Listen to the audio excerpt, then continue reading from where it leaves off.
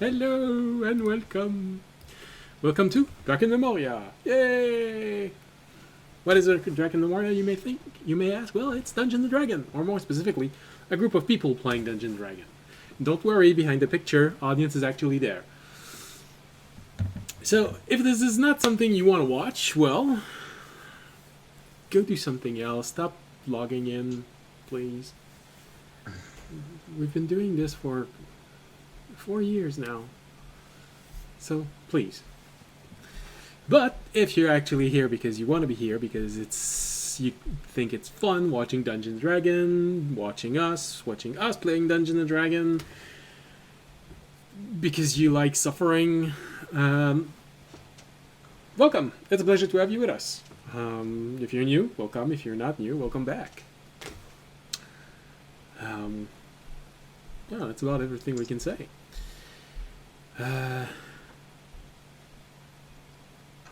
For publicity's sake, if you like the thunderstorm in the background, although we haven't heard a lot of lightning in it right now, that's odd. Anyway,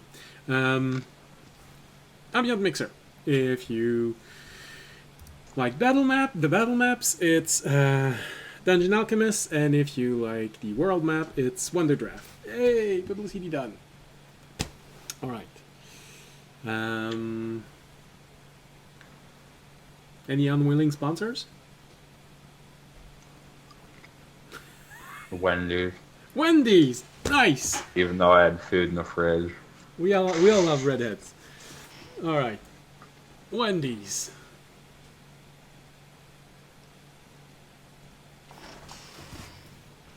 Alright. Wendy's. She looks too young, but she's older than you. And same thing can be said about what you're eating.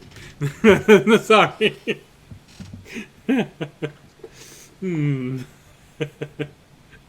Bad joke, sorry.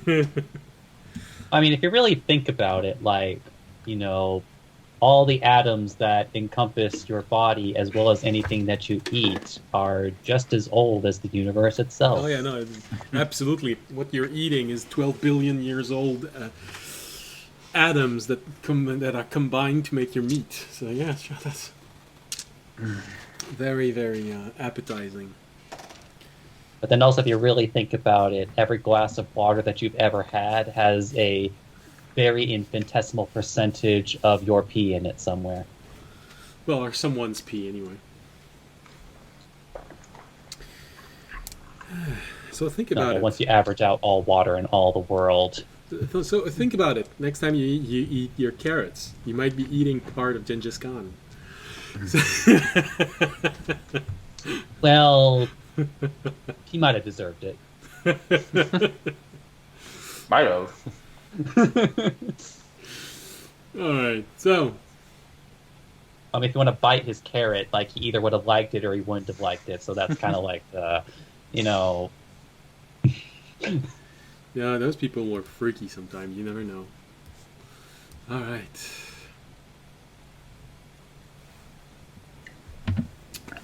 Alright, so. What happened last episode?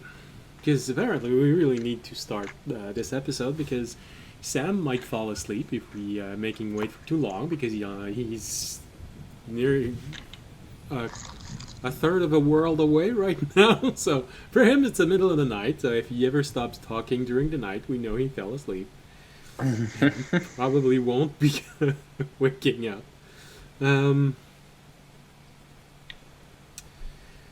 But hey, that's what happens when during holy wars. So, last episode, the party made its way to the laboratory where our arcane friend, Fisher, was built. Along their way, our adventurer started to see ominous signs of something brewing in the distance. No, it wasn't something to drink.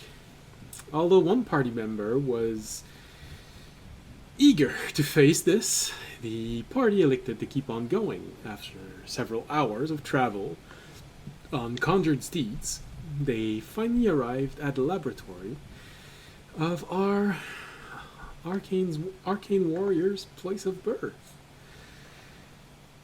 Shock greeted our traveler when they, instead of finding an abandoned laboratory, found a thriving community of arcane machines, all made by the same creator as our bewildered mechanical fighter. The reunion was cut short, however, as the problem brewing a distance made itself known in the form of an undead army led by a undead champion seeking to hunt out our holy warrior and its companions. It quickly became obvious that whatever that was another deity who had most likely claimed this land for a while and now recognized the champion of another deity entering its domain, and so sent out its champion, which rose its army, and here we are. So if we got to fight it first, would it have not risen the army yet? Or would we just have been fucked? I am voting for Plan Not B. at liberty to say. Since you're here right now, I would say a bit of both. Because you would have ample space to start running away. But yes, they are on their way. They are eager to engage. And they want to eat you. And not in a fun way. Why am all metal and plants? Well, you know, organic material. All I wanna do is eat your brain. They're not unreasonable. No one's gonna eat you. Alright, well, we do not have a thunderstorm right now, although it would be on brand. I think we need a music that fits more of the moment. So, I believe we left off last episode something like 20 minutes before everything happens. Everyone was taking their place and preparing for the onslaught.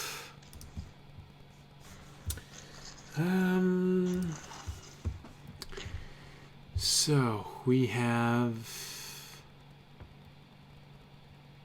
Here we go.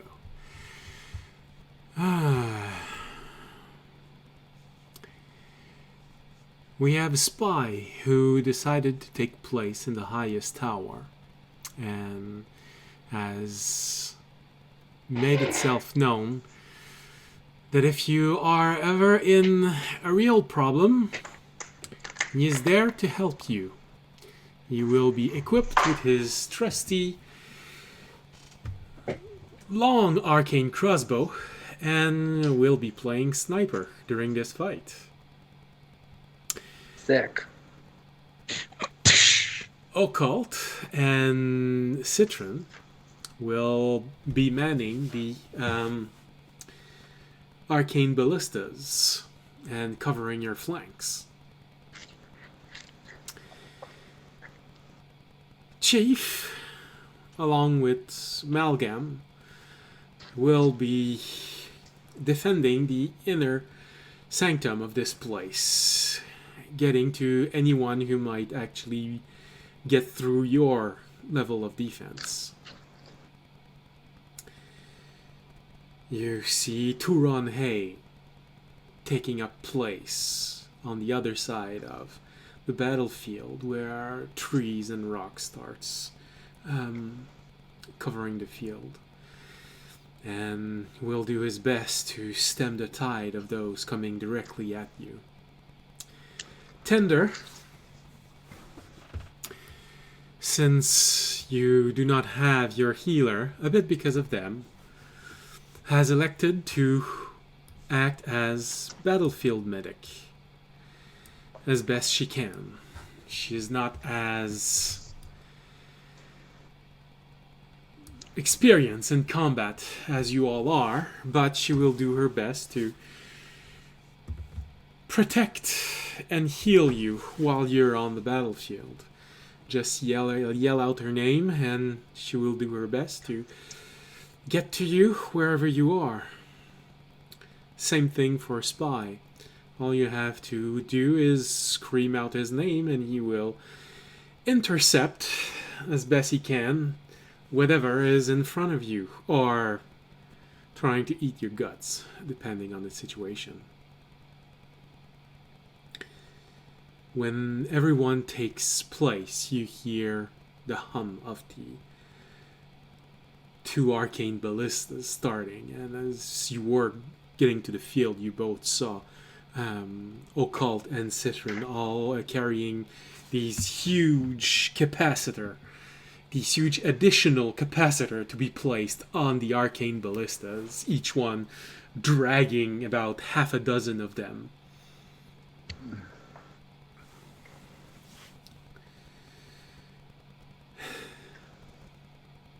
Now,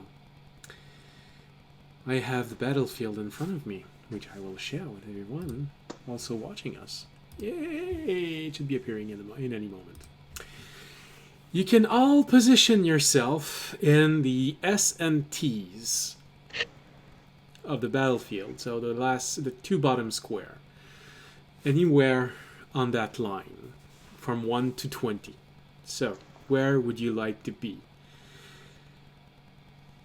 As the last preparation of this onslaught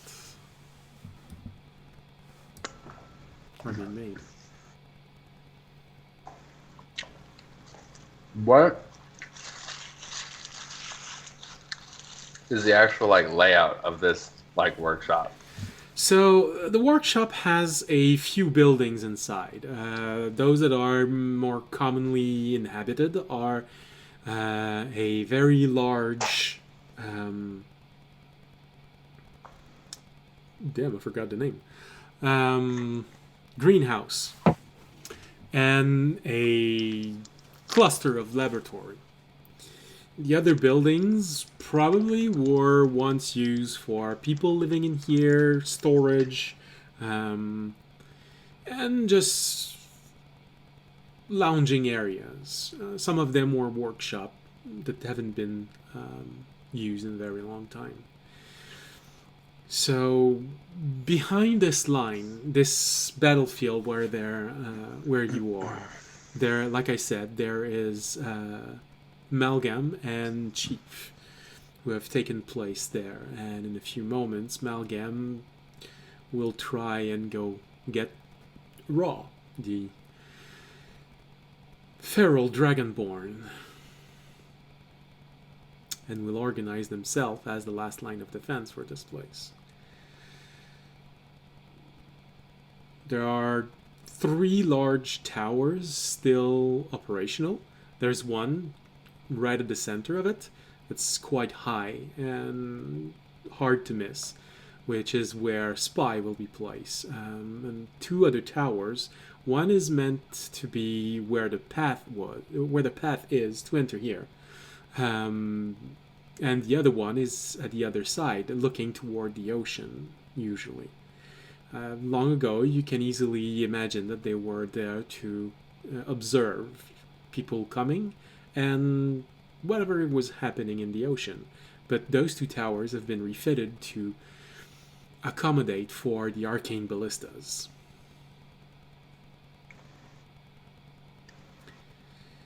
The perimeter of this is a bunch of worn-out buildings.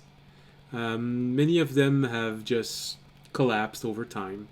Where you are actually right now, there are several remains of walls. This is why I say you are on S and T's, because there are a few pieces of walls there that would provide for partial cover for anyone preferring to hit enemies from a distance. After this layer of destroyed building, you have a field where there's mostly just snow, and then forest starts.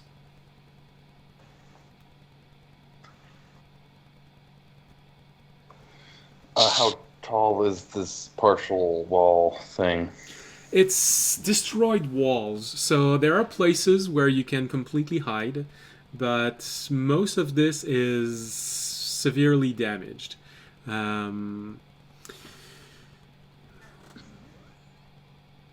You would be able to hide completely behind these walls if you do not fire on anyone. They're really just remnants of stone walls. But because they're stone walls, they will be able to take some damage. Alright, I guess I'll go S15.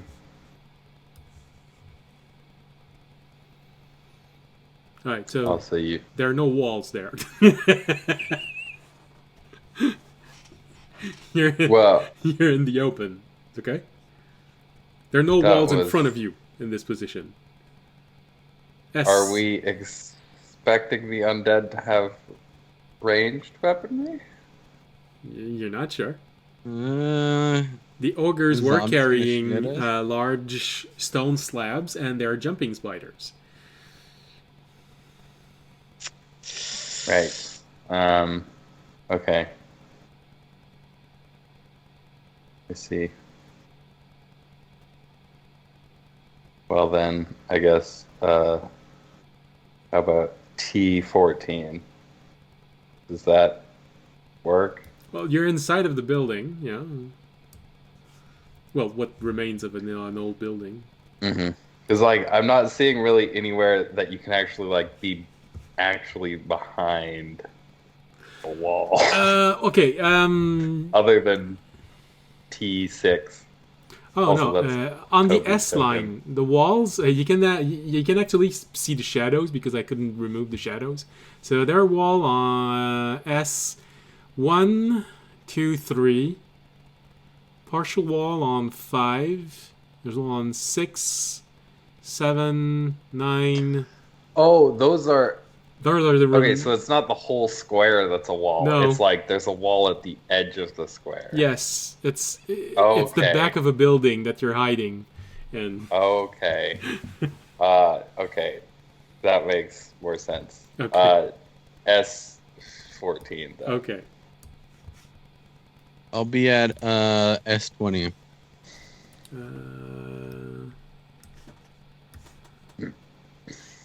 S20.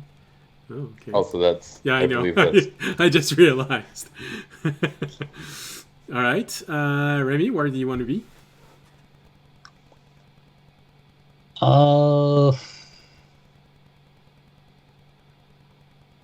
I think Raimi will take a place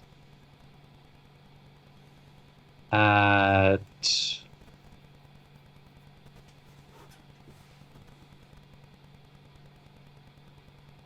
I'm gonna say S5.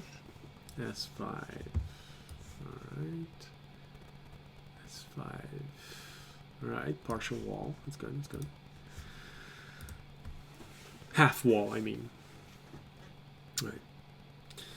And audience, where do you want to be in there? I would imagine probably near the center, but I'm gonna ask anyway. Yeah, in the center. It's for...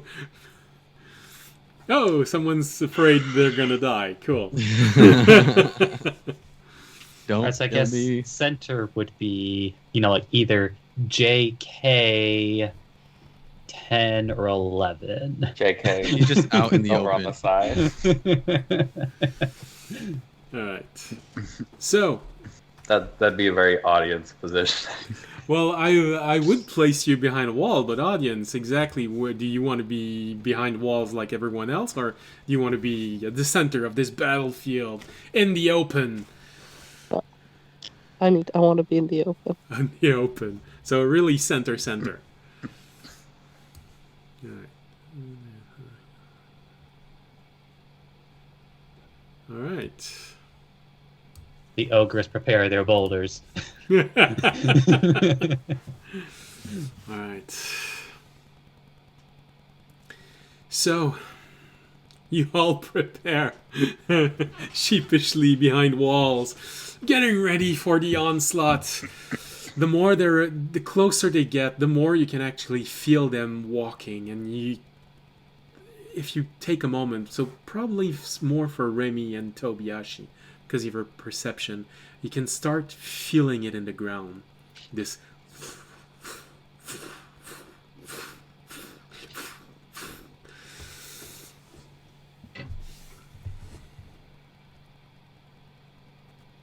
maybe 150 feet, 200 feet away.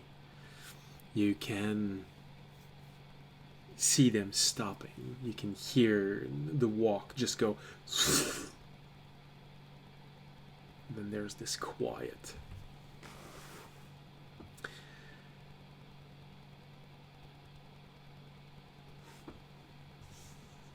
It takes. Start shooting randomly. Fire the cannons. All right. Enemies are nearby. They can feel it in their bones.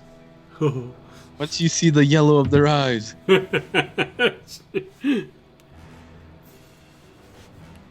It takes a moment, and then suddenly you hear this roar. This 1,000 upon 1,000 strong roar. All of the undeads are preparing for this fight.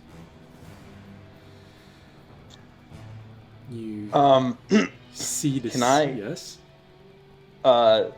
Hopefully I have a minute.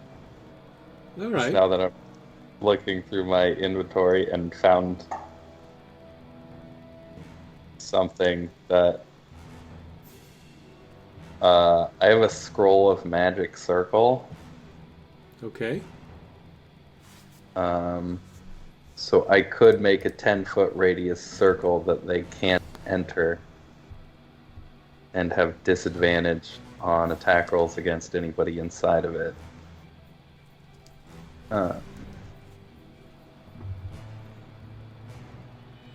feel like there's not... Yeah, I can't see a better time to use this coming up anytime soon. So Just put it around audience. it has a 1-minute casting time. Okay. Ah. Create a 10-foot radius, 10-foot tall cylinder. Energy. Choose one or more of the following type of creature. You can elect to call magic to operate in reverse direction, presenting a creature of leaving the circle. Alright, can be used to. Alright. You can use it to either protect against something or to trap something. But Yeah. Alright, so where would you like to use this? guys, where do we want it? I think just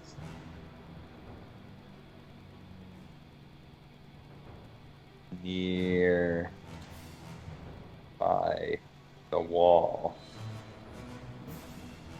So sort of a fallback position? Because I don't really want to get fully surrounded and then have it be able to be fully surrounded. Okay. Why don't we do 10 foot radius? Yes. Yeah. So where do you want to place Actually, it? So yeah, 4x4 in terms of squares. let's do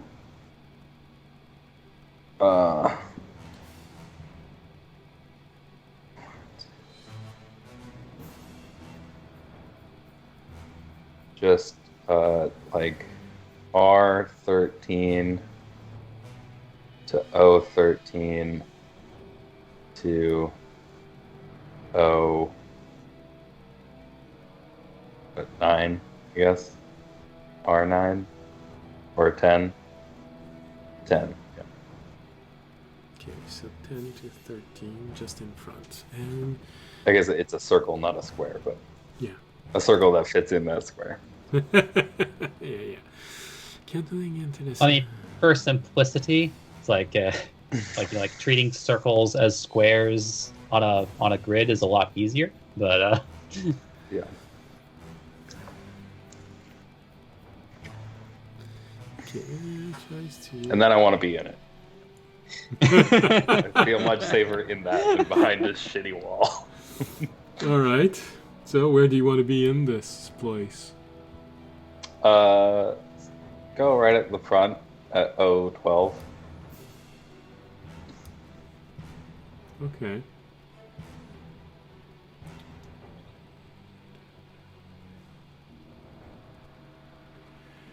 Okay. So, while you hear all of this, suddenly you decide to create this protected place. Although a little bit reluctant, Tender will join you in there because it's sort of a secure place to be while all of this is happening. Well, as secure can get. Anyways. you glad wow. Duration 1 hour. Okay, cool. I was like, Is Mag- let me Magna double check coming how out? long this lasts. So, Oh yeah, it's allowed to be a longer duration because it has a longer casting time. Yeah. so while everything is preparing, you cast this circle, audience looking at you. Coward. He's in front, where everything is dangerous. No, honestly, I'm teasing. Well, you know, it's audience, but all right. Audience is constantly teasing.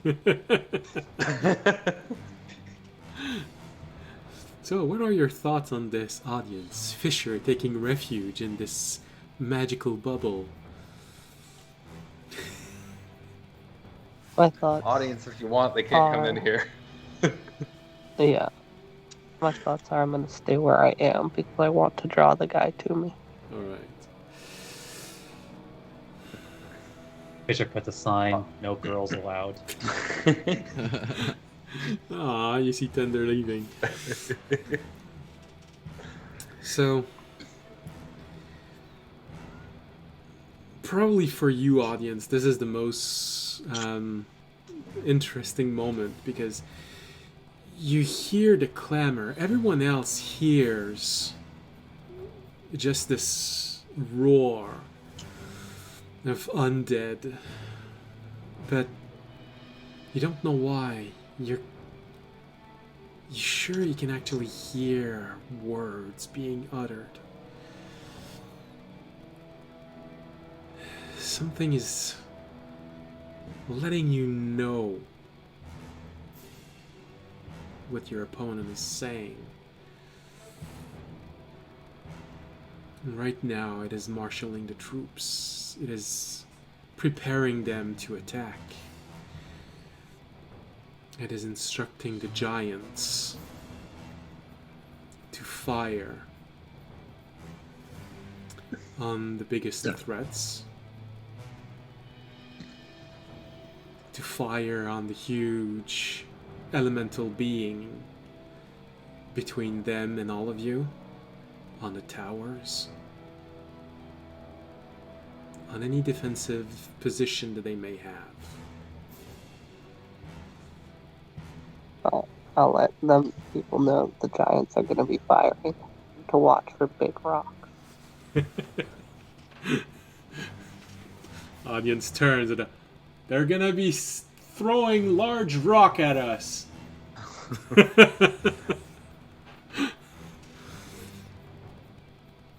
I used deflect missile on the giant rock. I'm gonna catch it! I'm gonna catch it! I got it!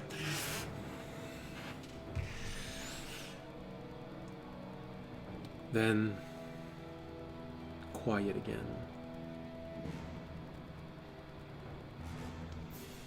Fortunately, Fisher, you have time to finish casting the circle, and you just simply see it appear, form this blast of energy, these little tendrils of arcane power just moving all across the field where you are, covering it completely, creating for a brief moment this barrier.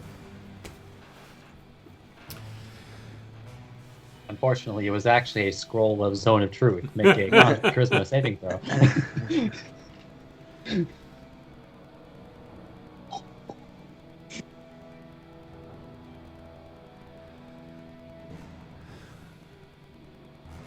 The only thing left after the initial cast are the runes on the floor, letting you know where the limits of your circle is. On the other side, you can hear a roar, an audience. You can understand that they're charging. You once again start hearing this march, this very organized march. For you, Fisher, that probably hits a little differently because of your tactical training. An enemy that moves in formation is that much more dangerous. You can hear them undead aren't supposed to do this. move in unison.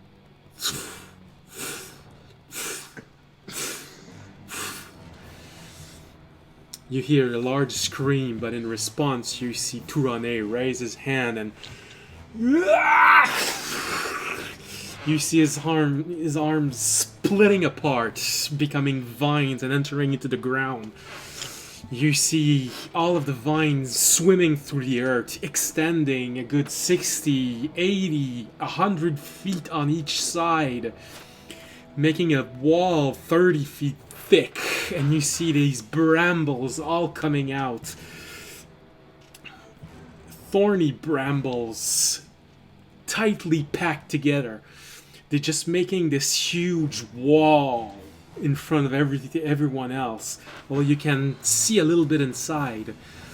It is very tight, very difficult to get in, and then suddenly you see all of these little flower bloom, these bright, beautiful red flowers. There's they bloom everywhere. There is a moment of silence, and then suddenly, when you're looking through those brambles, and you sort of have this moment of, this is not tight enough. They'll be able to get through eventually. You see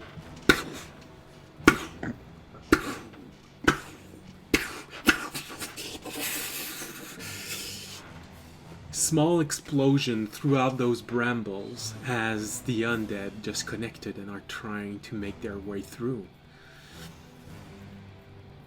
The only thing you can surmise is those flowers explode when you touch them.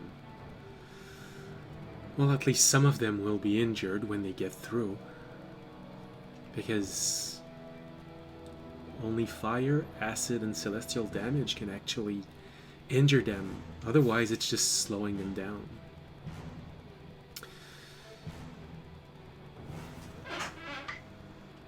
You can follow their progress through this as you see the explosions moving very slowly, but still moving and getting closer and closer. And suddenly you see Tourane once again raise his hands and slam it on the ground. Nothing happens initially, but you hear this cluster of explosion. Much more powerful explosion, and you can actually hear and see bits and pieces of undead just flying off in every direction. But at the same time as you see this, you see a bunch of spiders starting to crawl over all of the bramble and trying to make their way on top. Some of them just burst when they hit a flower, but others are just slightly injured, the leg being torn off by the explosion, and they just keep moving forward. This is when the first projectile just flies above your head and slam into a structure behind all of you. This slab of stone, easily 10 feet wide, just crash into a building, destroying its facade. The place where it was in front of you. At this moment, you notice that Tourane makes a few steps forward, and it starts getting blurry about what he's doing, but he's apparently engaging hand-to-hand one of those giants. While another boulder just fly by your head, landing much closer to where you are, but still above the battlefield. You have a moment where all you're hearing are those tiny explosions everywhere, and then probably a large hit, something hitting very strong. You hear Tourane just and you hear an explosion of some sort. You notice that the enemies are getting closer and closer. And this is when the first enemy appears. Just a puff of white smoke. And something is on the battlefield. It's a magician. An undead magician. Once I see the first enemy breakthrough, I'm going to cast protection from evil and dead on myself. Okay. You should call out to him, audience. When you see this, and most likely as a reaction to this, you see your enemy. You recognize it has just used something very similar to Misty Step, and just jumped over everything. And now is in front of the brambles, looking at you, audience. It takes a moment, and you hear it scream out this howl. And you see undead just starting to get out of the ground, simply pulling themselves up from who knows where. Manifest. I didn't know zombies has barrel speeds. Okay.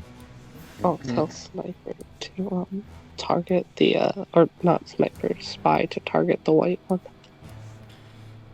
So on the battlefield, there is a pink or purple, it depends on your monitor, monster that just appeared.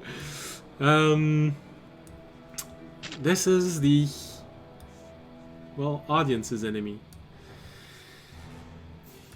And then on the battlefield next to him, a group of undead has manifested. For you, audience, it is clear that he has just used something akin to your own channel divinity and has summoned undead to start immediately.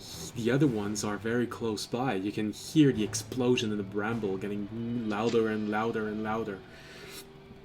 Audience, you... I'm gonna charge him. Okay. And you charge him just as you hear him. For everyone else, it's just an undead screaming, but for you, audience, you clearly hear him say, "Consume life. I consume light," and points toward you as you start charging him. So you are... I didn't know. You are 40 feet away. Maybe everyone would like to roll their initiative to know what happens in the tutorial. Nah. No, I choose to go last. You choose to. I got an unnatural 20. Okay.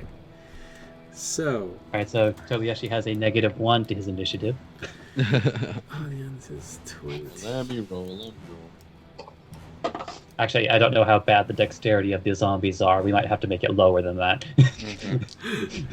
That's true. 17. Alright. Oh, let me also actually... Oh, that's going to be interesting.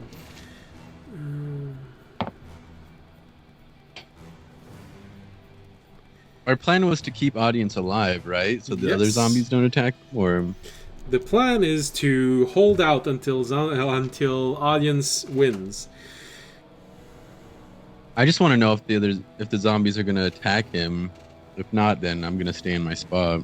You don't know yet. Where's my monster?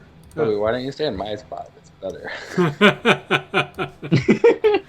Higher chance of I survival. mean, okay, so they can't attack us when we're in there. Like we couldn't get a boulder thrown at us, right? Enter the circle. They can But what if- attack you inside, but they have disadvantage on it. So they'll have disadvantage at throwing a rock at us. Yeah. Well, a catapult boulder is different. But yes, if they want to reach you from inside, they will have disadvantage on attacking you. All right. Think of it as an area of effect, non-concentration, protection from evil and good. Yeah, pretty much. All right. Which means You also can't be charmed, frightened, or possessed inside of it. In case any of I'm these being zombies possessed. try that. I Just so feel you like don't my turn lung- on any of us. I start biting Fisher. Oh. Tree sap runs down my face. All right. So Onion's got a 20. Remy, you got what? Remy only got a 13. Toby, 17. Fisher. 10. Damn. I just want you to know that the most undead do have negative dexterity, and they all rolled better than you, except Audience. Damn. That's fine. They have a ways to travel towards us. Yeah, we won the... What was it? All right. So the first one apparently are the spiders, who aren't exactly there yet, but will be there for next turn.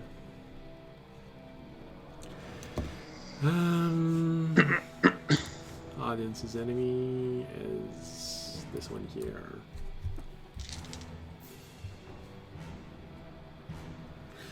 All right. So, like I said, this is interesting. Audience, you have the same initiative as your enemy. So you both charge one another. Ah! Meeting up at Keep it slow. midfield for the battle. What's his dexterity? I believe your dexterity is 16, Audience. Is that it? I have a +3. Okay, so apparently I like duels. Why? Because I actually support going simultaneously.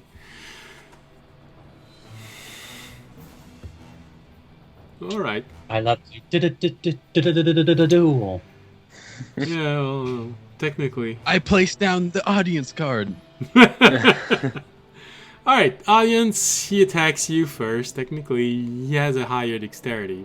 It's a duel inside of a combat, Okay. so it's a bit weird. But alright, so Yes, 3,500 damage, but no defense.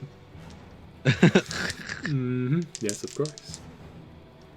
Alright, and no, not that Yeah. sheet. He has disadvantage on me. Yeah, are you sure about that? I don't know. Yes. Yes. Unless he's not an undead. I guess he could be not an undead. He is an I undead. have If you to didn't check hear on audience something. cast protection from good and evil on himself.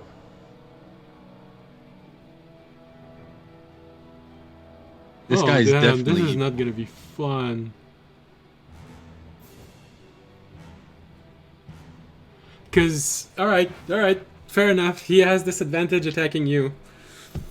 No, Let's go! this is not gonna be fun for anyone. I'm so sorry, everyone. You're gonna have to last a lot of time. Cause Audience, as you see him really close to you, you sort of had this moment of, ha ha ha, yes, of course. Why wouldn't he? He also casts protection against good and evil, but targeting the living. Fair enough. You both have Zero disadvantage match. attacking one another. To be fair, Oh if he man, did I should have though, done if it. Man, never mind. If he I'm didn't late. do it before, that would be his action. So if he responded to me doing it, it would be his action. Oh no, he did this before he teleported. What do you mean he's not dumb? Alright, which means it's... I turn. Alright, so he attacks you first with disadvantage. Alright, well that's a miss because that's a grand total of 15. And oh, that actually might hit something. 29. 28, sorry. Damn. So the first one, he strikes and you notice that he's distracted because of this energy, but the second one actually does manage to connect, and he strikes at you with a long sword, using only one hand. And goes for 14 points of slashing damage.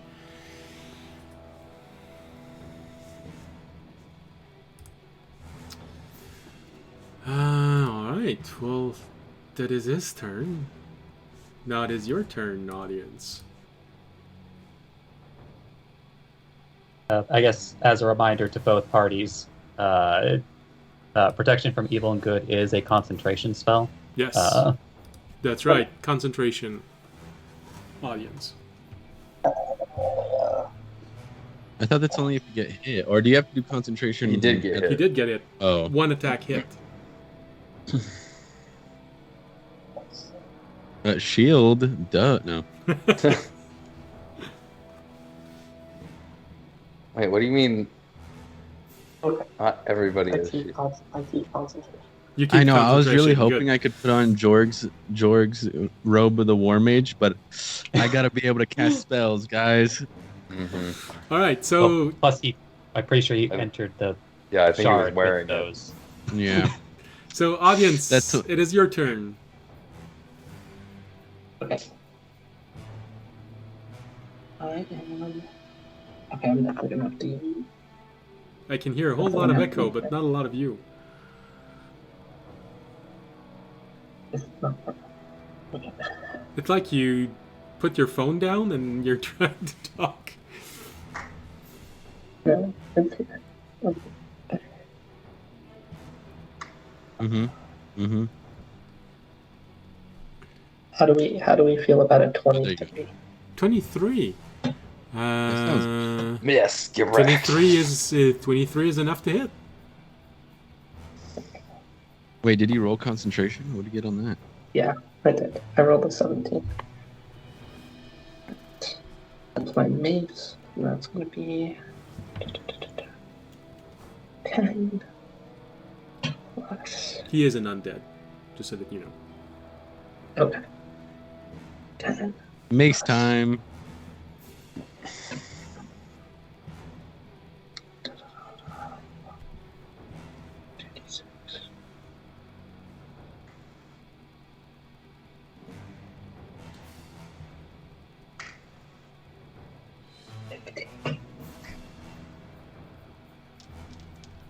Divide the smite.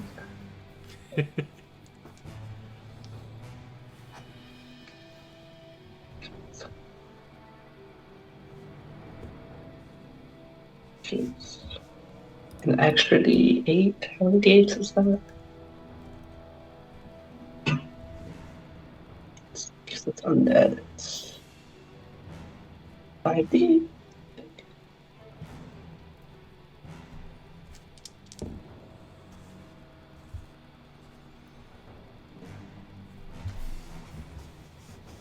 Uh, 21, so that's 15 plus 12, so that's 31, 36. So 36 damage. 36 damage.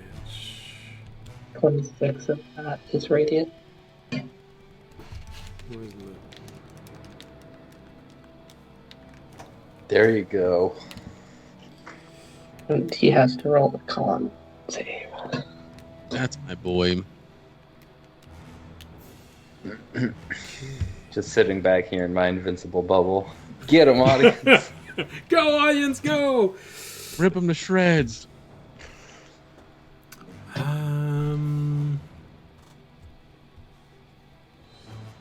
Oh yeah, that's right. It increases its half. He has to roll above. He needs You to roll said- an 18 or higher. Oh, it's. Oh yeah, no, half. Oh yeah, okay. No, actually, that's not enough. Let's Hey. go. Let's go. Uh, Alright. for you, audience, however, you have to make a dexterity saving throw. Oh, damn it. Okay. Where am I saved? Dexterity. Easy. You've got like a bajillion to that. No, it's only a 14. Oh, never Only a mind. 14. Sorry, the save is 15. When you hit him, and with all of that energy, he turns around and just yells at you with one hand, throwing energy back at you, a hellish rebuke, doing 13 point of necrotic damage to you in return. Okay. Product. And then I'll roll another con save. I pass. Just fine. Okay, and then I hit him again.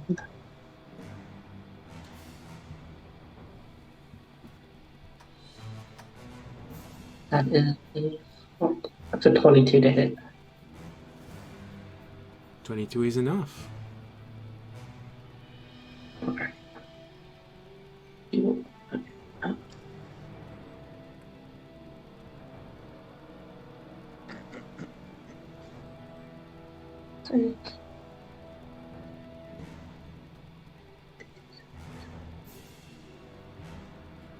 Ooh, that's bad. 2, 8. Listen.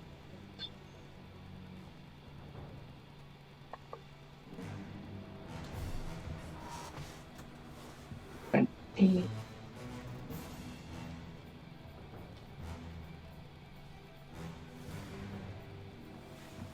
$18, so then that's another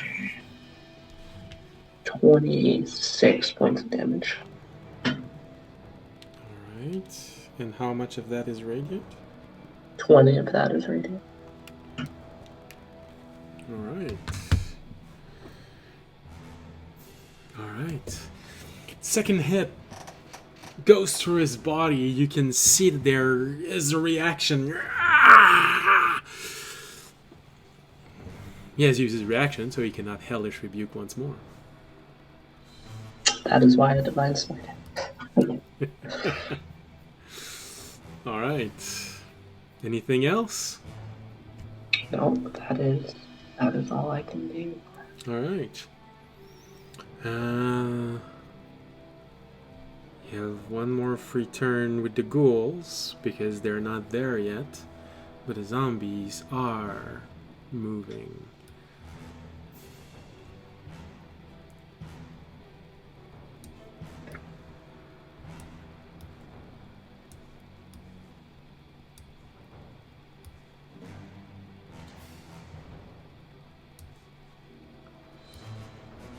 The most important thing is to see who broke each other's protection first, and I did.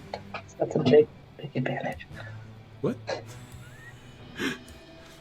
What are you mumbling about? Oh, I just said the most important part of that first round was to see who broke each other's protection first. Oh, I got okay, that. okay. That's important. Alright. Well, the undeads are moving forward. Right now, there's only 5 of them on the battlefield, but just by looking at the small explosion inside of the bramble maze behind, you know that they're going to be... something is going to be there next round. Alright. Oh, I forgot about her. Oh, that's a really low initiative for her.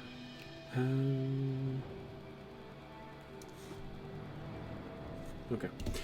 Alright, so that's... Tobiyashi, it's your turn. Let me just send this message. Okay. All right. So what I'm going to do is what I should have done before they even got here, or no, when they got here. I am going to. I'll take a risk because I'm still afraid of the. I'm still afraid of Fisher getting hit by a rock. But what I'm gonna do is I'm gonna join Fisher inside. Okay, wait. Let me see. Yeah, I could just get into Q15. Wait, no, I could go a little bit farther, huh? I'm used to my other character. Right behind Fisher, I'll go. At P12. Okay. And then after I'm there, I am going to activate mirror image on myself. Which I should have done right when they got here. My cloak starts to glow super bright pink, and then I kind of have just mirror images of myself on either side of me. And then I'm going to ready my knife, my dagger, Okay. and then wait for my turn because I can't activate what I want to do next until I have it. All right. Until I have my next turn, right? Let me see if I have anything else. Bonus action. Oh, I have action surge. I could do it then, but I don't think I want to use that yet. I can't reach that anyway, so I'll wait till they get closer. That's the end of my turn. Okay. All right. So, sorry. Technically, you should have gone before them because you have a better dexterity than them. Sorry. The zombies. Oh. Sorry. Okay, that's fine. Because they do go on the same. I would have ended up in the same place anyway. So. All right. So, well, that's all of the enemies for now. Which means now we go to Remy. Okay, so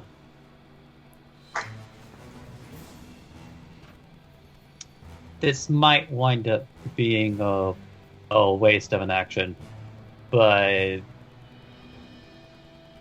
like in terms of like stacking audience against his opponent, what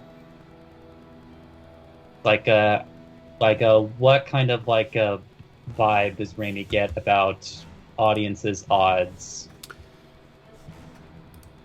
Well, Audience gets the vibe. I mean, Remy gets the vibe that he really does not want to make this a 1v1 because he'd rather not fight all the spiders that come in as well. And he thinks that if you attack the dude, then all the spiders are going to attack audience. so yeah, you do get the vibe that audience is in a duel, a holy duel, watched over by gods. So there is that. In terms of strength, you had doubts when the combat started. Audience's enemy seems to have greater confidence, greater assurance. But the opening combat, the opening attacks for the combat is pretty good. Right now, audience is not in a disadvantageous position. But you know holy warriors or unholy warriors. You've already seen that he has magic. He used an hellish rebuke. You saw him use a misty step. You saw a glimmer of protection leaving the enemy, so he has magic. He can probably turn the tides in some way if the opportunity comes. It is not an easy fight for audience, but it is not a desperate fight.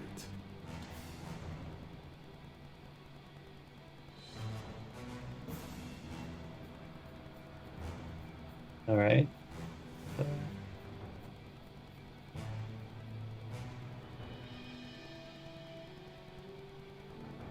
Well, at least for the time being, it doesn't seem like, I guess, any of the other undead are going to be attacking audience. They seem to be moving right past him and toward all of you and the sanctuary behind you. Okay.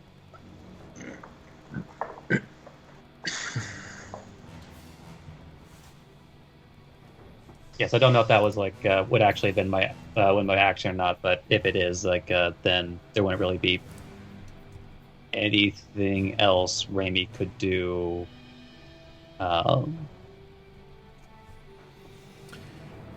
Well, that all of this can be.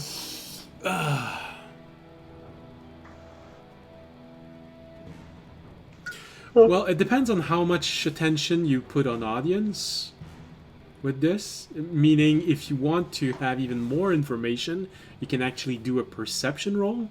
I was going off passive perception.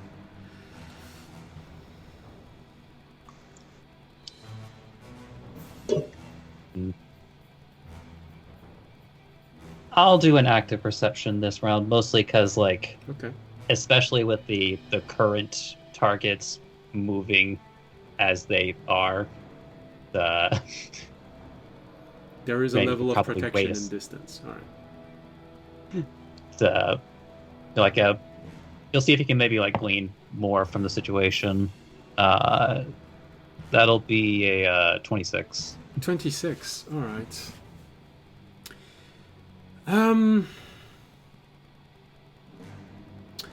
So audience had a very good opening strikes.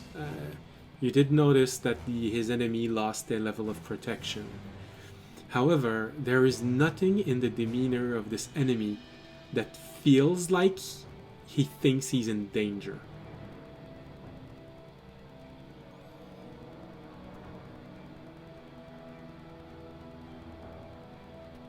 He is still very much, very confident, even though audience has done more than 3 times the damage he has managed to inflict on audience.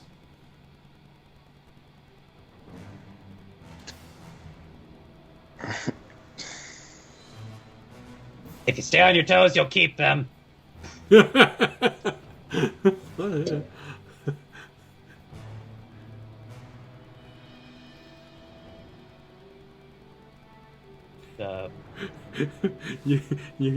on. Okay, so he's 50 feet away. So you hear a mumble in the distance just going, if you keep on your toes, you can keep them. As you're striking this enemy, screaming in your face, audience.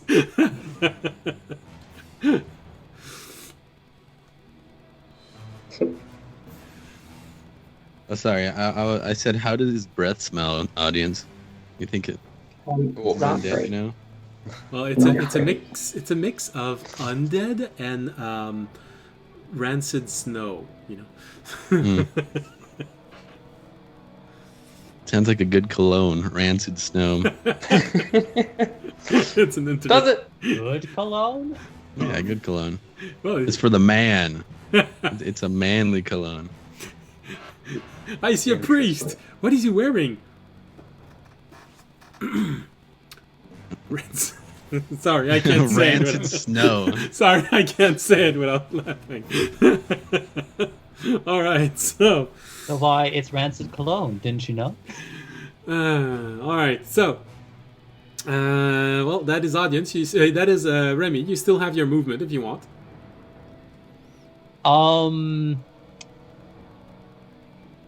It's like you know what? I think a better way of keeping his position while still getting disadvantage from large rocks being thrown at him is to just fall to the ground, and then he'll end his turn. All right. So, which this means we have Remy Fisher. Okay. I am going to. Is it better to have? Well, we're kind of safe in here. So I don't think we need protection from evil and good. I'm in the bubble. I'm realizing my other option. I need a source of fire. So, do I have? Sorry, the hottest one here is like a few. Yeah, he's tens of way meters over away.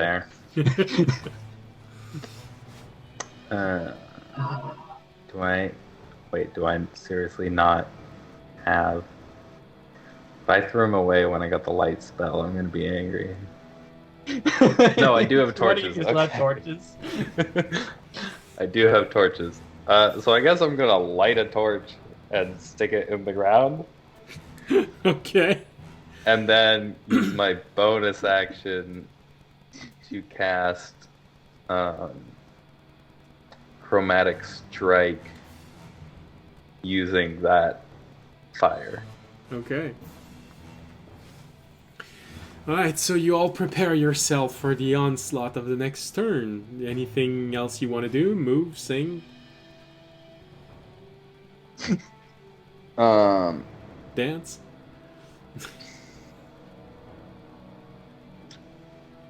Lighting the torch was my action, right? Yes, it is an action. Yeah. Then no, I don't want to leave the bubble. Make them come to the bubble. Yeah. So as the fight starts and you see audience hitting his enemy with with radiant energy, you see a few zombies making their way toward you slowly from the other side of the battlefield. There is one moment where you say, alright, here comes the onslaught, and you see this slab of stone arriving and hitting the ground. Fortunately, it is hitting it way to the left of this battlefield. It doesn't hit anything, but it probably kills a tree. So, sorry, John, go. but you're not there anymore. Well, don't worry, Tyrone is here to be sad about it. He's a bit busy. For a second, I think maybe I should have put this bubble behind one of these walls. And then I look at the walls, and I look at the rock, and I'm like, I don't know if that would have helped at all. You have this moment of, alright, next good idea.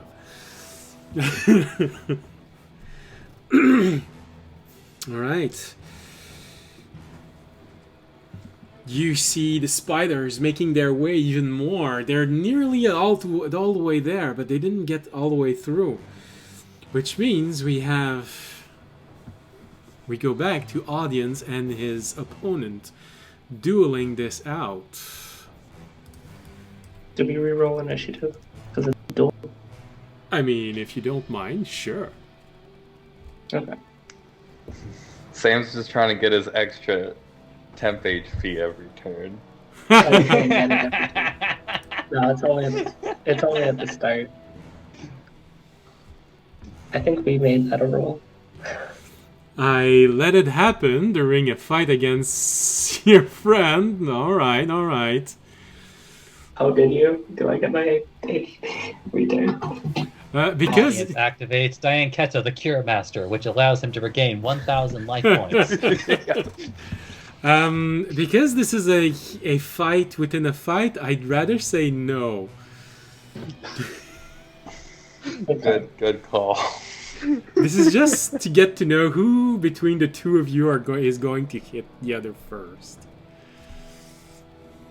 Well, I think he's going to go first on this one. If I roll this.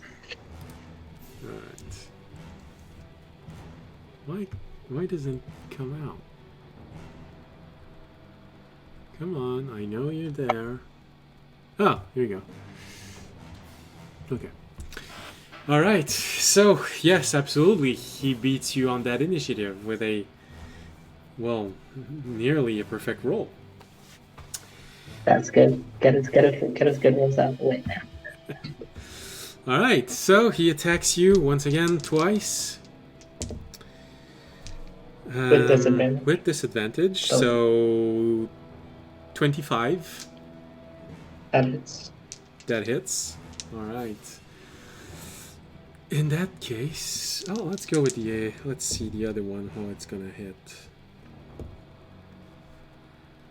Alright, so the first attack was 25, the second attack is 21.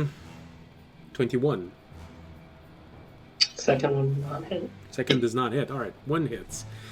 So, for that one, he is going to pay you back for the damage you just caused him. Meaning...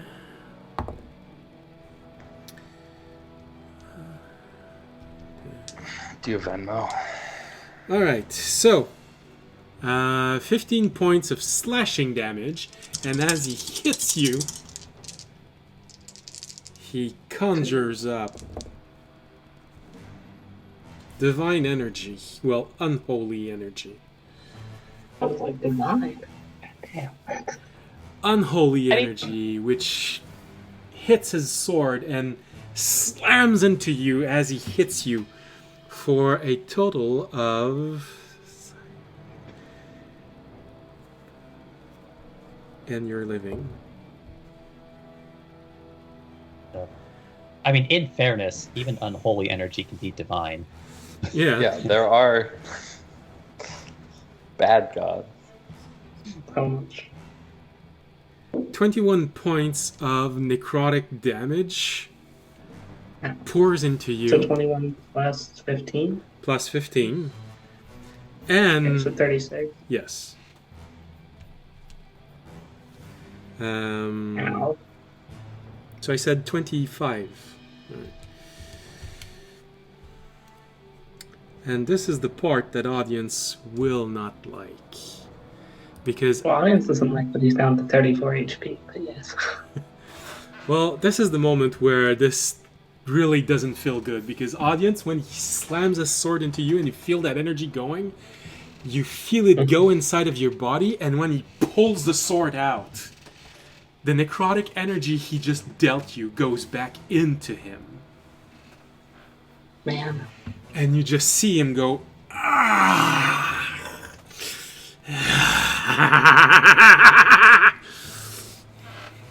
Well, that's not great.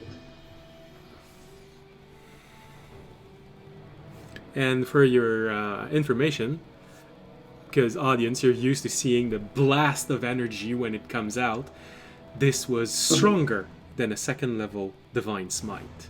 This was a level 3 Divine Smite. Fuck. Okay. That definitely puts this fight no longer in my advantage. Oh wait, I have to roll my con save too. Okay. Well, now is your turn. And I will probably... I have to beat an 18.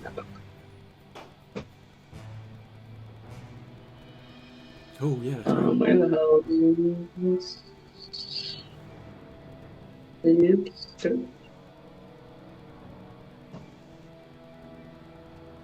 Oh, damn it. Oh, yeah, okay. My protection of evil and good goes away.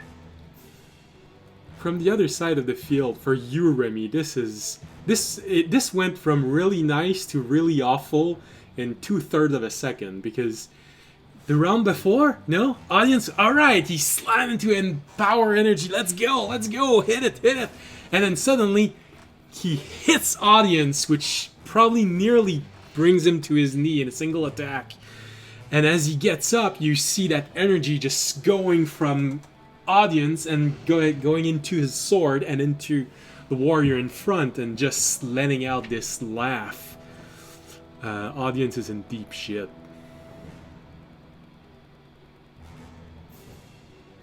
But go ahead, audience, it's your turn to attack.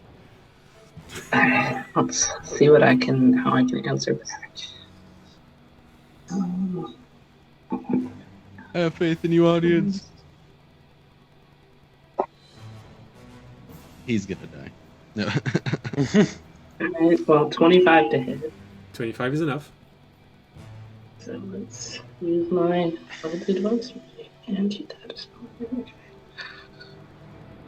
10.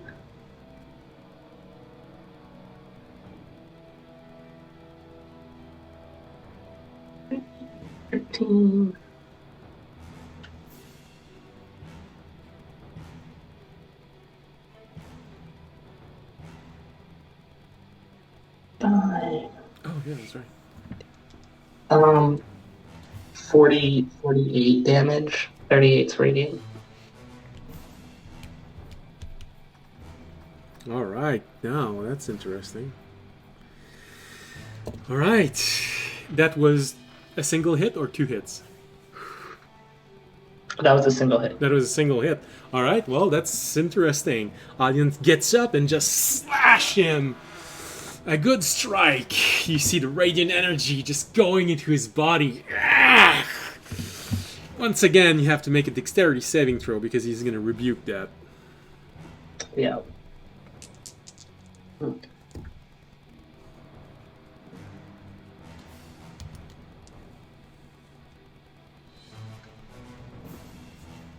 I did not pass again.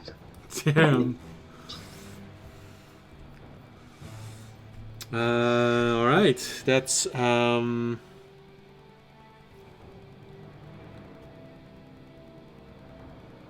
points of necrotic damage. I'm going to die.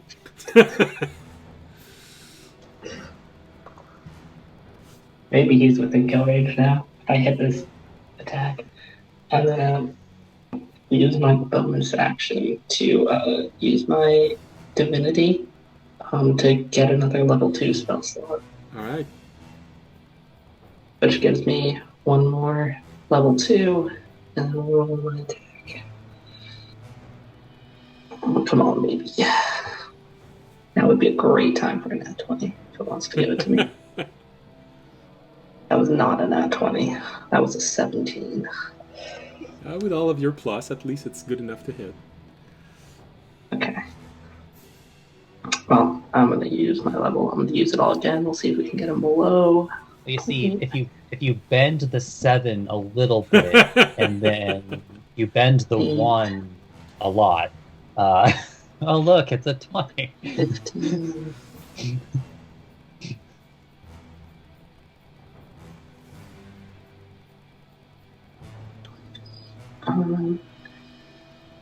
That's 38 points of damage.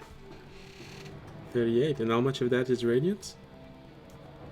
23 plus 30. All right. Does he have to make a save? Because you would be below 25? No. However, he's not below 25, but that hit that you managed to do it a second time with the energy going into him, as when you pull your sword, you realize that that actually connected pretty well. There is a little bit of flesh that comes out with it, and you just go, ah! You did manage to push him under 50%. Unfortunately, I don't think that's going to matter. Who wants to give me healing? Cal? Anyone? Oh, I thought you didn't want us to interfere. Well, that's... Well, listen, he has the healing. He has the healing factor. I'm allowed to have the healing factor. Well, it's a holy fight. You can judge by yourself. He's using what his god gave him. But if you want to heal, you're going to be using what another god gave someone else. That's up to you. You can call out medic. Tender is going to come. Maybe he'll miss both. Oh wait, well, I guess I could roll first. I should roll higher on initiative. You never know. Yeah. All right. It's like Baldur's Gate, where if I just throw a healing potion at him, it'll heal him. Right, exactly. It breaks on him, and it's healing through osmosis. It's just like World of Warcraft, you know, when they used to throw those huge alcoholic mug? It's getting drunk through osmosis. Alright, so that's the fight between the audience and his opponent. Now back to the fight with everyone else. Alright, we have... Oh yes, them.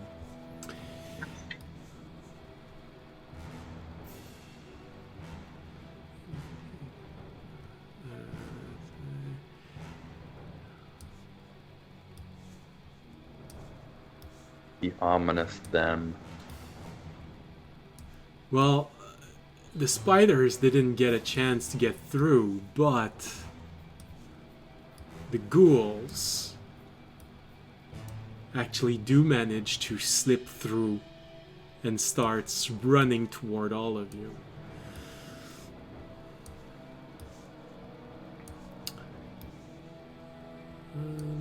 But fortunately, even with them running... Oh, well, actually...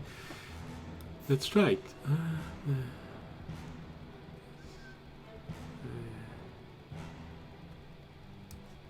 They're running. They're not too smart, so they will spend all of their movement running toward all of you.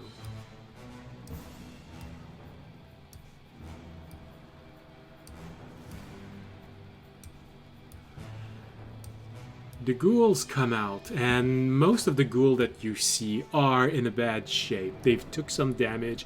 Some of them have limbs missing, but they are still very much active, screaming, and moving in your direction.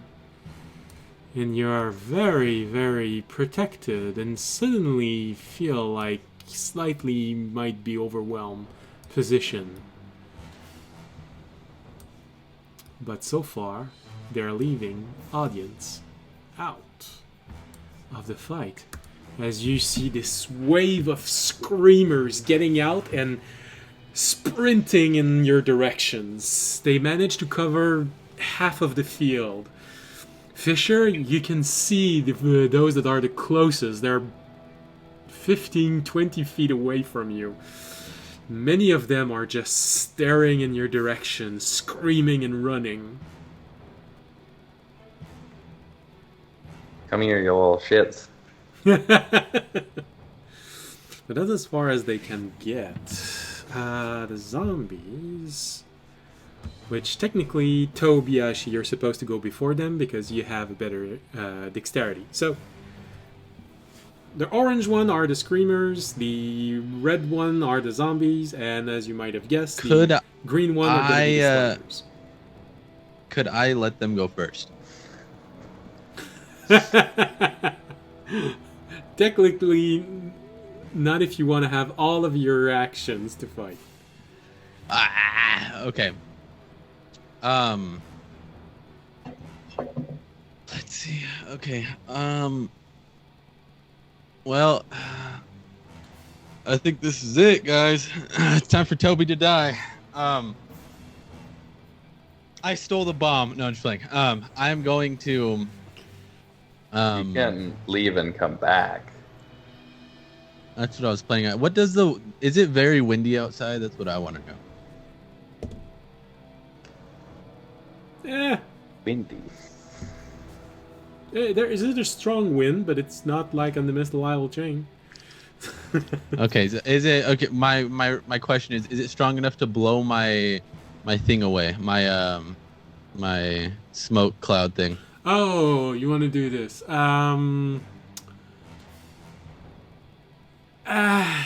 It wouldn't be as efficient as it would normally be. Part of it would be blown away.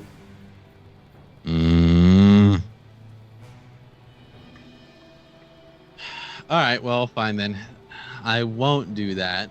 I'm going to run up to the ghoul at L14. Okay. So I'm gonna go to M14. So, hold on. Tobiashi, that's your token. You go at M14, you said. All right. Yes. All right. And then I'm going to attack him with the Hydra Dagger. Go ahead. Twice. Okay. So with the holy water, it adds an extra D6 of radiant damage. Is that correct? Or how much radiant damage does holy water do? No, it will add the 1d6 of radiant damage. Okay. And first attack.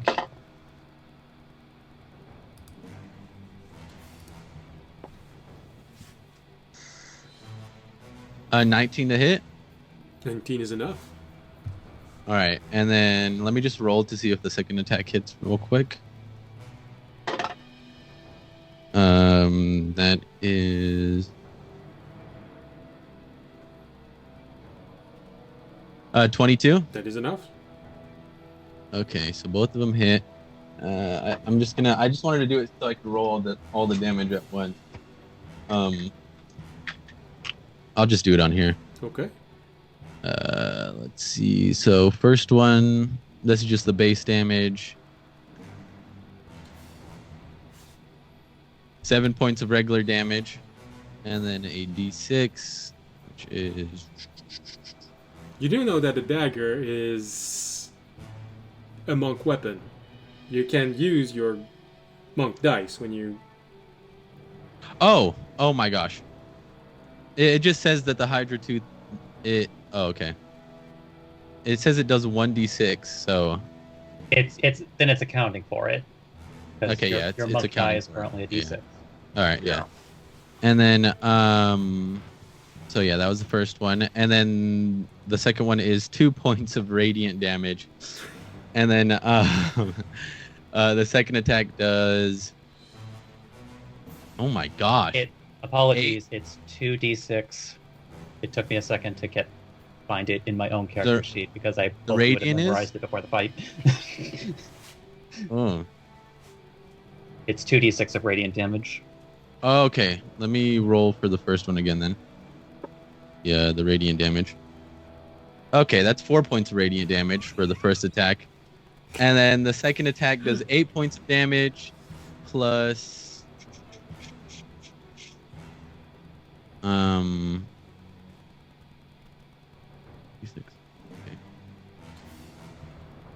okay. 6 points of radiant damage. So altogether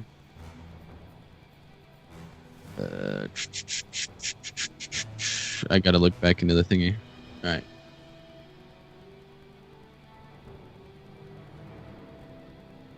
And so 15 points of regular damage, slicing damage, and then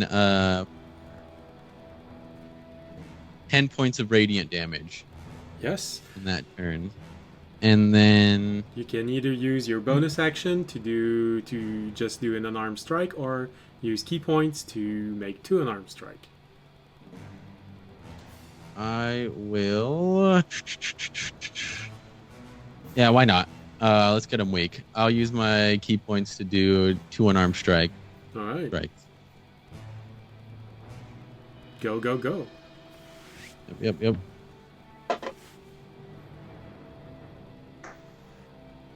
22 to hit. That is enough.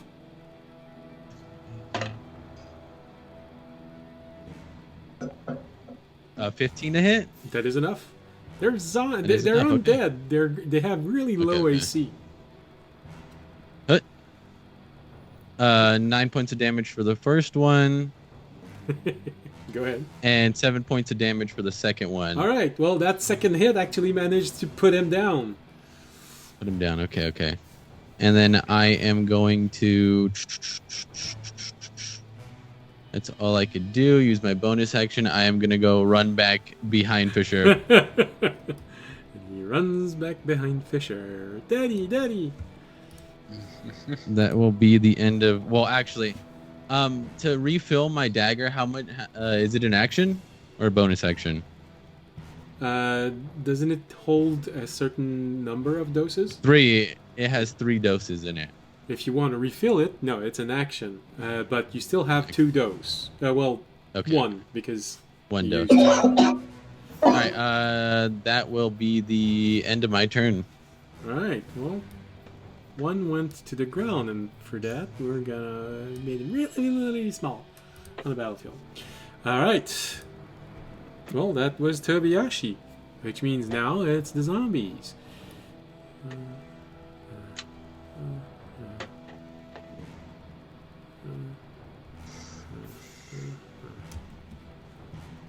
Okay. Alright, so now the zombies, they see what's happening, they see people, they start running! Well, as running as zombies can run. A cartwheel.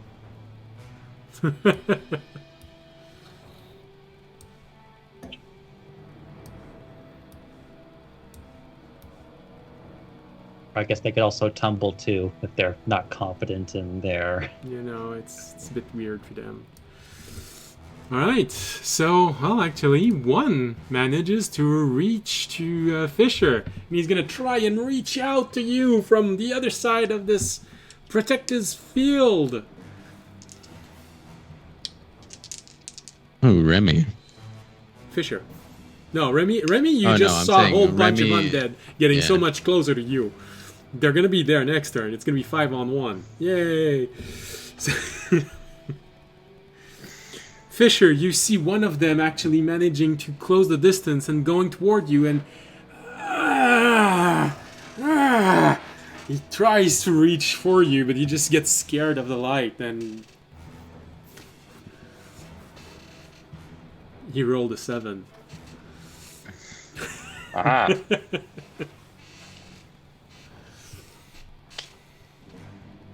Worked, guys. Alright, so Screamers have passed. We got Tobiyashi, so next one is Remy.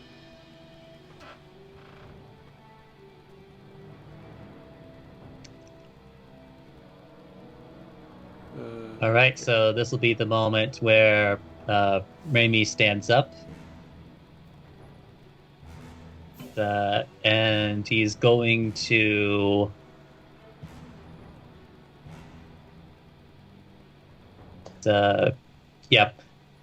He's going to cast himself a nice web around this conveniently placed square of zombie individuals.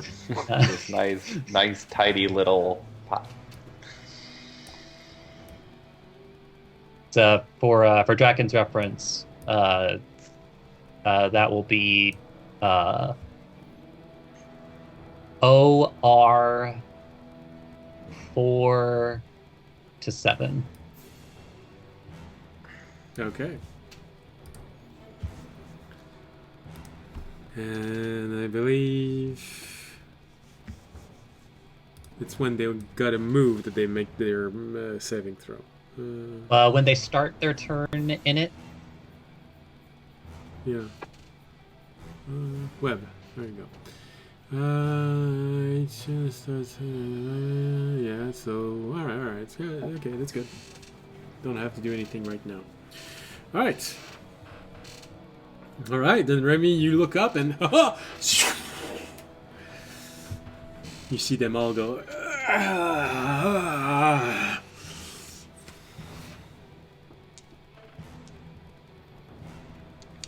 Covered in your sticky mess. look, he's been watching audience this whole time. He can't help it. Damn.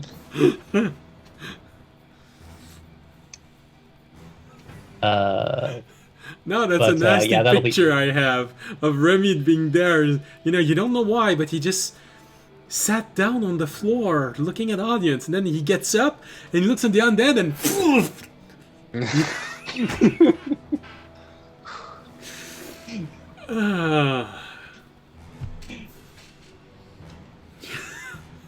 Wrong place, right time. you know. Well, you know, but I mean, there is something bad about all of this. He only lasted 12 seconds.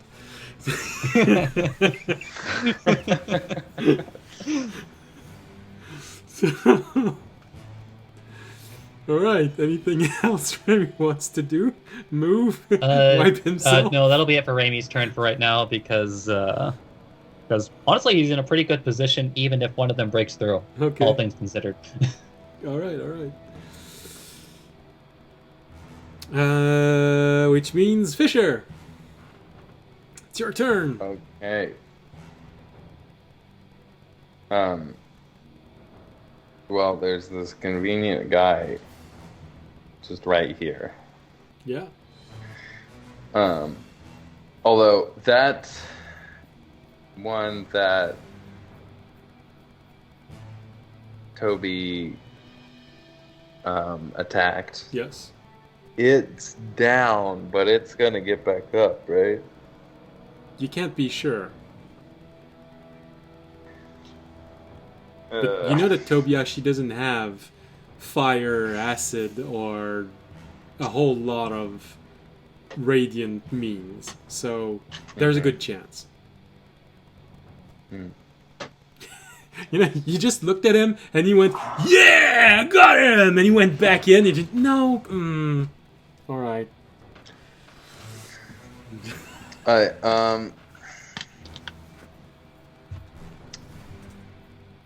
Alright, well, if they heal back up, they only heal back up to the radiant acid or fire damage they took, right? Exactly. Okay.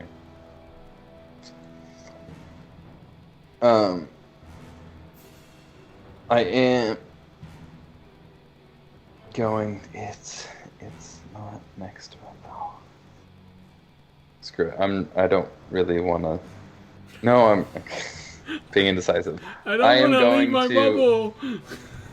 Go around to M13. Okay. Oops. I gotta go through. Where the zombie is? Oh yeah. He's already in range of the one that he wants to get around. So. Mm-hmm. M13. All right. So I want to make sure that one stays down. I'm open helmet. And then I'm gonna do something kind of weird. I'm gonna turn around and hit the one that attacked me first in the back Okay. with a green flame blade. So attacking the one at N13 Okay. with a green flame blade. And Great Weapon Master. Okay. That's a 21 to hit. That is enough. 4. 2d6 plus 1d8 plus 2d4. Terrible. 1, 1, 2, 2, 3. So I guess I'll do slashing damage is 4 plus 17 is 21. 21 slashing damage. Damn. All right. Well, you turn around and slap. You know, your sword got through him. He falls to the ground. And then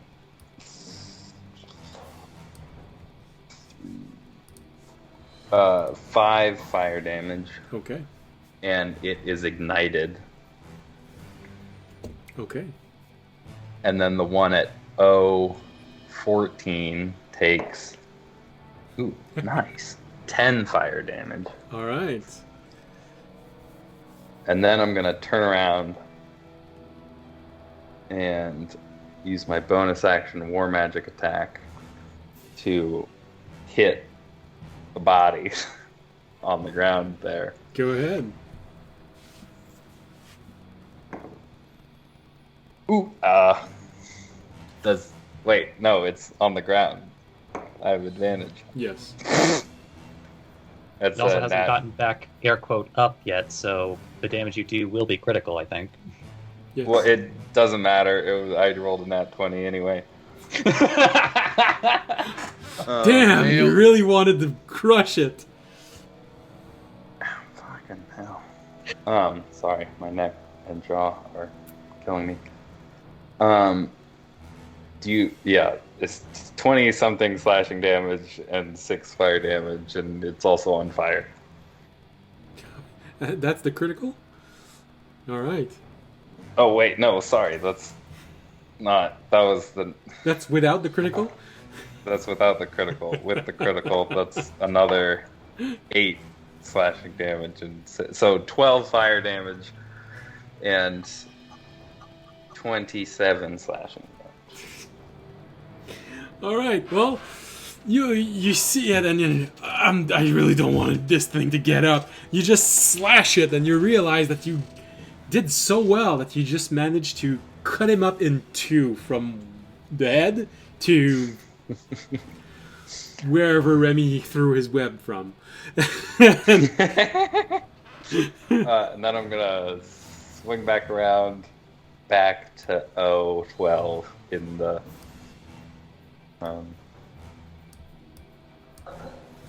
circle. Yeah, and because this one is down, even if you could, you'd never be able to take an attack of opportunity. All right, good. And then, do I want to?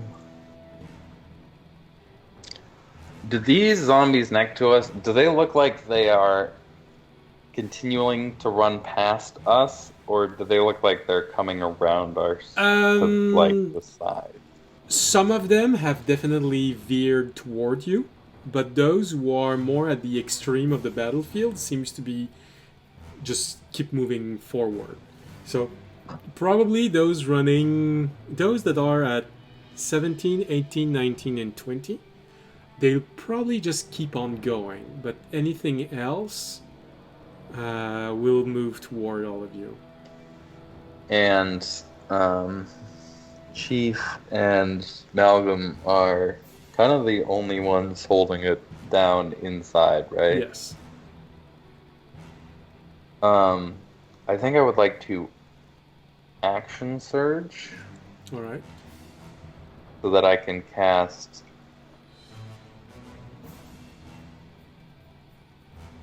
energy strings Okay. and throw it out on the side there to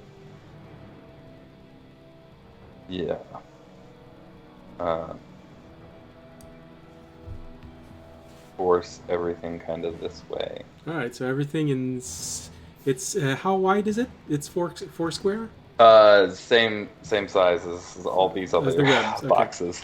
Yeah. All right. So yeah, no, you can definitely cover 17, 18, 19, and 20. The question is where exactly on the battlefield you want to put it. As low as you can, or so that they'll get into it, or let's do just a little starting at N, but then so N to okay. P.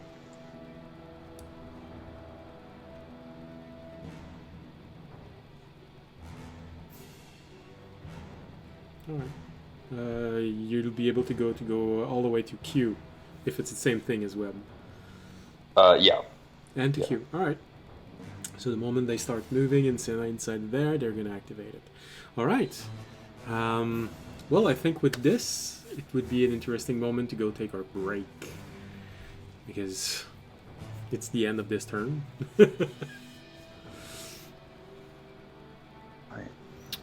Well, actually, I can always say one thing about the end of this turn. As you all prepare and look at, oh goodness, there are some of them that are actually gonna make it to the side. You cast your spell, and alright, they're gonna be good. You look at Remy, alright, he's gonna take care of those over there. All of those over there. Yeah, yeah. You have this moment where you're looking forward and you also see audience struggling. Still, he's managed to land a few good hits, but he is nearly on his knees right now. Then you start hearing the ballistas starting to fire, which means some of the undeads have went around the wall of bramble, and now the ballistas are starting to cover your flanks. So next turn, they're also going to be starting to come from the sides. Nice. All right, and with this, we're gonna take a nice break in the marshes. A little bit of ducks and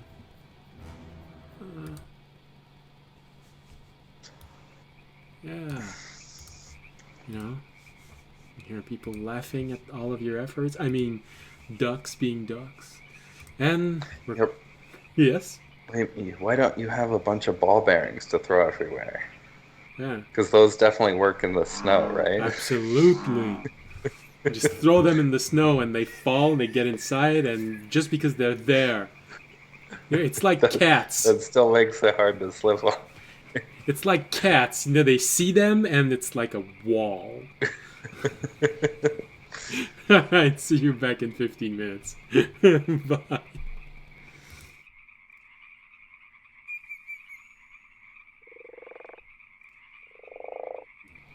Hello, welcome back. And yes, as you can see, I've already started making the next round. I just thought I'd gain a little bit of time. So yes, now there are green dots on the battlefield, and those are the spiders, just coming in from above all of the brambles. And running toward our heroes. Yay! Thing is, I gave them an ability because if you remember, they're jumping spiders. No, thank you.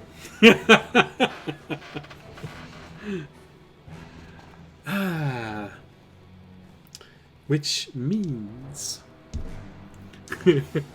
no, but for you, Fisher, it's probably the funniest moments because you see them arriving. They just scuttle above all of this, start running toward all of you, and you see this group of 10 spiders just, and then suddenly you see two of them stopping, looking in your direction, and then. Boom! It's like a spring loaded. It's spring loaded, and they jump in your direction. Two of them just poing poing, but they go.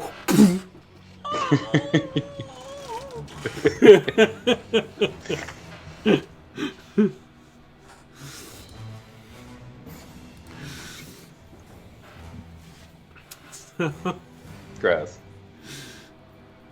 They're well, one of them has a limb missing, you know, they just went through an exploding wall of bramble. But the one that's not necessarily going to find this very fun is Remy. As two of them, when comes the time to jump, are in range. Because they jump, they don't hit your web. So one of them lands right next to you. The other one lands in front of you on the wall, which is inside the webs. So he has to make a saving throw.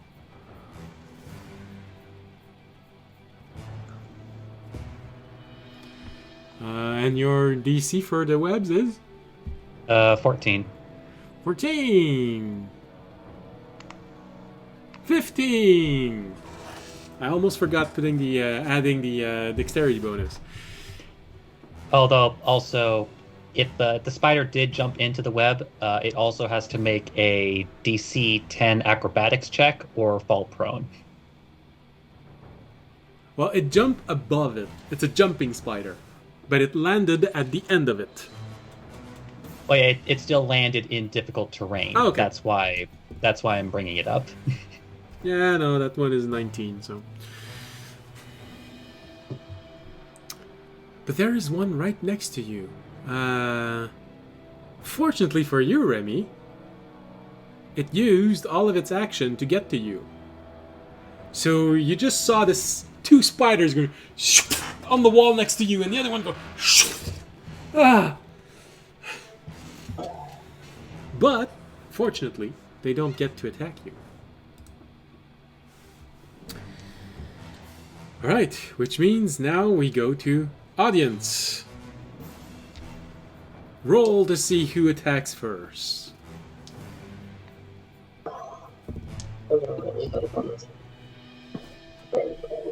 Oh, it's not that good of a roll.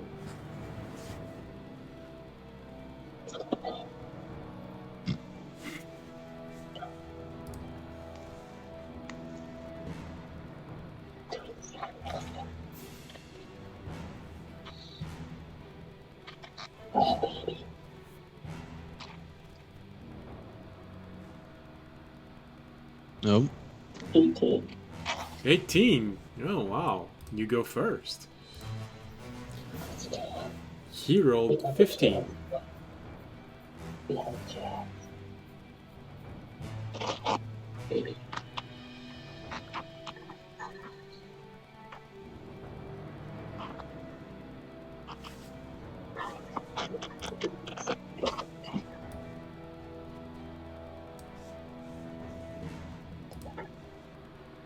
I'm attacking by the end, waiting for it to actually roll the dice.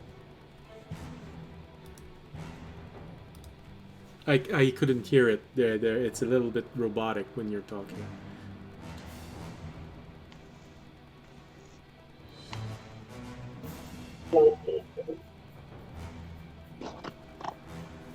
No, I still can't hear anything. 19 to hit. I can almost hear you now. 19. 19. 19 to hit. No, 19 is not enough. Didn't 17 hit last round? No.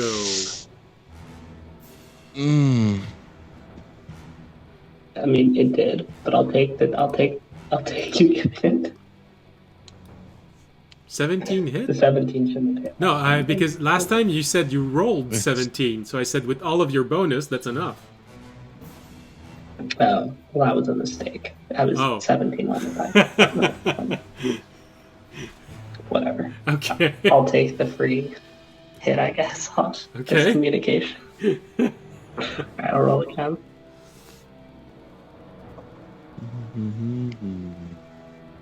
No. No. That doesn't hit either. You missed both? Oof. I missed both. Damn. What else can I do?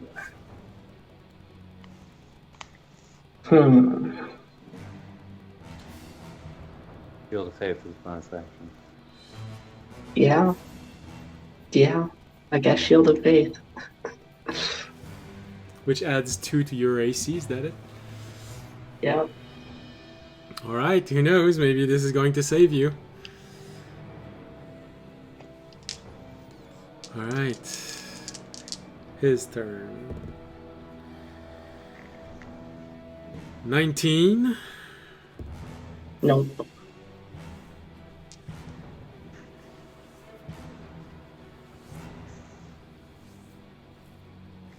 I know that look.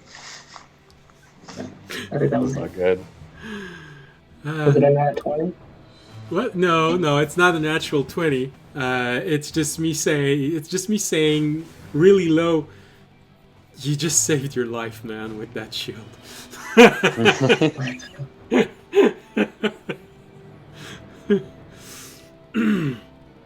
So your normal AC is 22, if I remember correctly. And you add 2 with this, which means 24. Well, I rolled 23. So you had this moment where you saw the sword coming down and your shield just... Alright. Well, that was a very interesting round for our combat. We just missed each other. Not by a lot. Why are you biting me? All right. All right. Well, I guess this means we go with the ghouls, and this one. All right. So.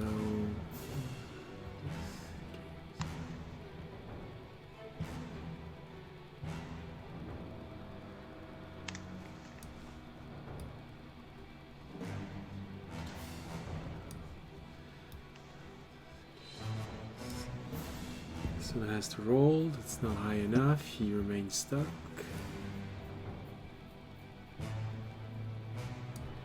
This one has to roll. It's also not high enough. He's stuck. Him, and him. Trigger your traps. 5 is not enough. 4 is not enough. Oh, maybe this one is. So what would be the DC for your trap, Fisher? I believe 15. Alright, no, that's actually 14, so that's not enough. Yes, it is 15. So that's just outside. This one goes here. This one just walks over the one that's dead. It's going to be interesting when he wakes up.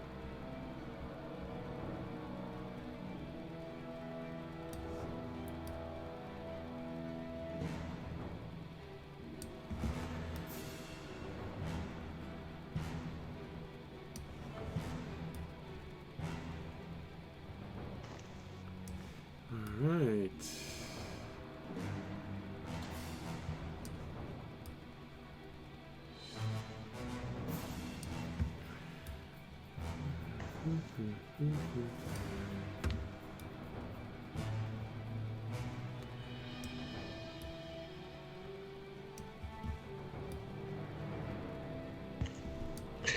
Alright. So, new ones are arriving.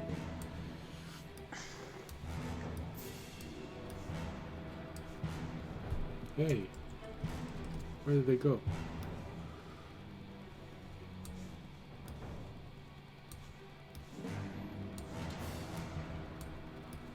You decided you didn't need them. The program decided didn't need them. Alright, so this is the new battlefield. Everyone's running in every which direction, which means, Fisher, now you have 2 ghouls trying to get to you from inside of the of where you are, reaching out, trying to stretch you out as much as they can. I know, Remy, I know. Which means it's cumulative 20 and 18. Nope. Alright, so they also get scared of the wall. And they're trying to reach out inside, and it's not working. You hear Tender inside going, "That's starting to be a lot. Are you sure your bubble's gonna hold?" I think so. That's what the scroll said. That's what was said on the manual, so you know. Any come from the side? Well, that was included with the spiders.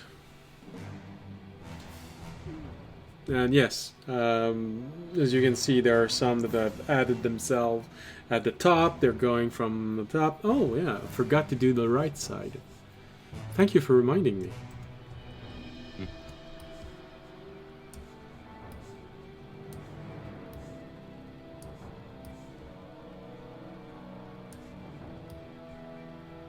Oh. Yeah, that's good.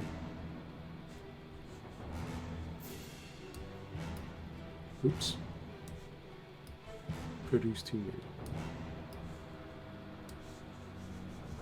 Yeah, thank you for reminding me. I forgot to do the right side. Alright. You're welcome. Ugh. Come on, Tim. I want to make sure there's enough on the map. You know, yeah, of course. Alright. So, that's... Oh, yeah, the ghouls. One ghoul is in range to attack Remy.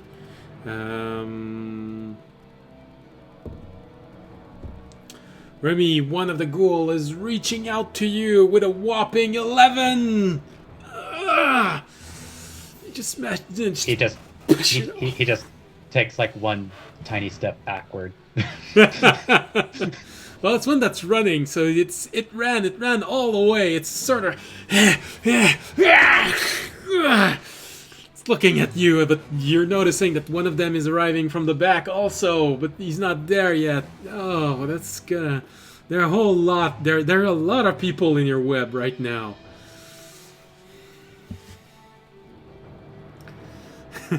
You have this moment of, can I really hold my concentration for an hour?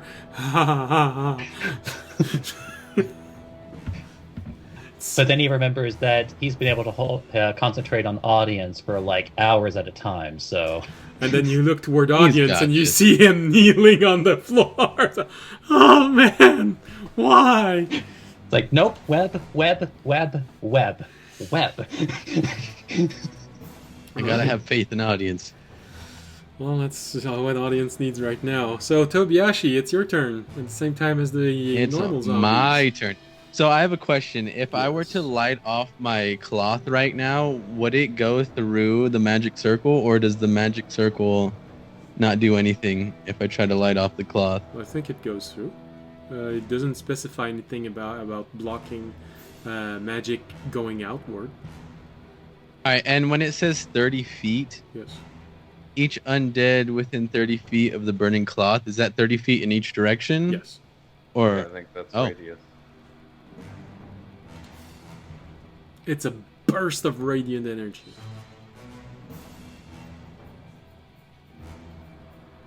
thirty, okay.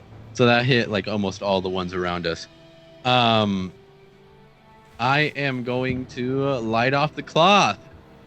I have 3 of them, so might as well.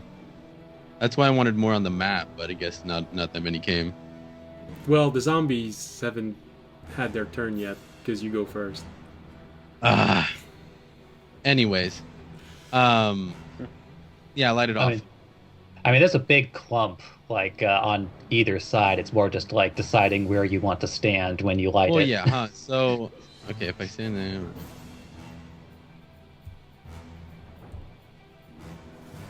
Okay, I will step to the left 5 feet, Okay. 11, and then I'm gonna light it off. So I help Remy a little bit. One step to the left. Alright. And just how...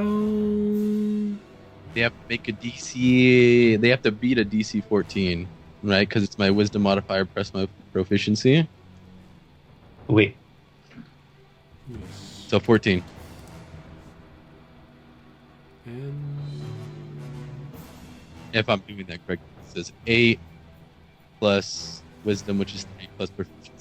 3. No, you're correct. I imagine he's Okay. just having to roll a lot. All right, no, that's fine. That's fine. I was just making sure. no, I was actually also looking at what does it destroy. Like, I at least thought that these creatures were too high of a CR to be destroyed. But, Undead CR could be level wrong. 3. That's what they might as well figure out, right? Well, the power of this cloth depends on your level. So eventually My level, it which would is be 14. it would be able to destroy powerful undeads. Well, as high as DC Character CR4. level. Yes. I see. Yeah. That's what that meant. I thought that was the Wisdom modifier that it did it too. Okay, I'm ready. All right. So Level am I? you said CR what? Not CR. DC what? 14. 14. They have to beat a 14. And it's... Alright, so it's 6 square in every direction. yeah, I just assumed that these were all greater than 1 challenge rating. Yeah. Well...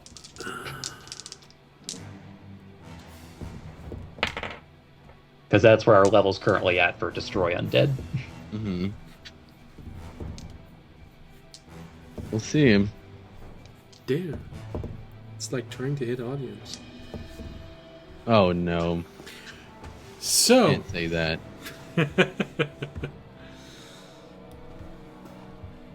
Well, the explosion goes off. And no, this one is under it, so it also goes away.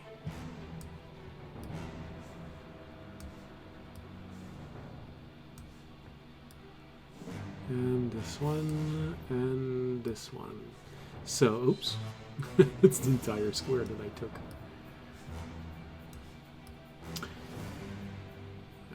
This one here.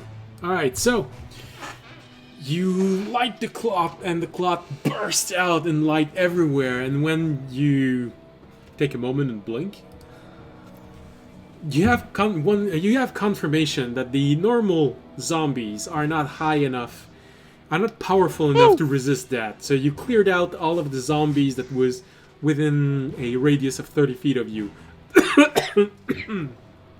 However, the ghouls are too powerful. They all scream, they all go, "Ah!" But it is not enough to destroy them. Okay, next I am going to use my bonus action from that action, and I am going to sprinkle some dust into my balm. It is the acid. Well, it's acid, thunder, and lightning, but I guess I choose acid, right? Yeah. Okay, I'll choose acid for it. And then I don't see why I shouldn't, so I'm going to use my action surge. And I am going to... Where's it at? Action surge. This won't change my lightning into acid damage, which sucks, but anyways. I am going to... Unless it does. No. I'm going to... Just, like, instead of lightning, it's just a whole bunch of acid. I am going to... move up right beside Fisher. And I'm going to attack this ghoul right here. Because I feel like he's a threat. He's a lot bigger than the rest of them. I'm going to attack them with... But yeah. First, I'm going to attack them with my Hydra Tooth because I still have one usage in there. Okay, let's see. Oh, yeah. I took out the dice for a reason. Usually.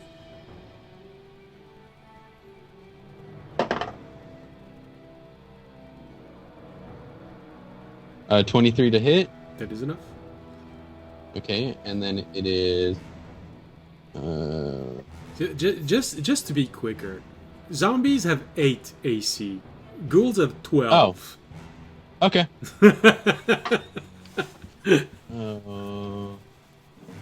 If I remember correctly, like Toby, I think you'd have to roll like an actual natural 1 to miss. 10 points of regular damage, and then with the radiant damage, it is 9 points of radiant damage, and then I'm going to hit him with my Ash Meteor Hammer now, with the acid damage on it. It hits. It's 12 plus 7. Regular damage is 9 points of regular damage, and then the acid adds... I gotta see with the dust. It adds acid damage, so it's just a d6, I'm pretty sure.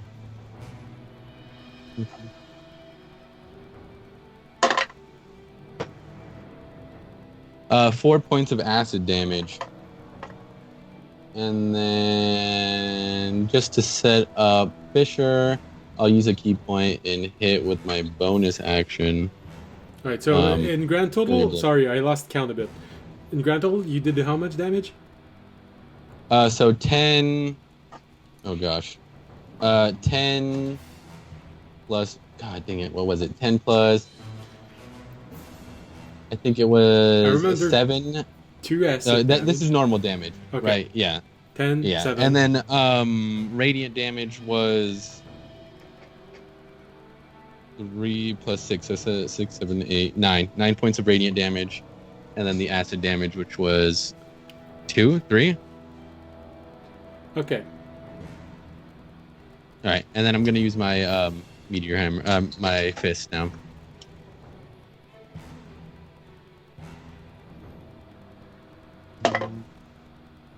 It hits a 4 plus 6, 12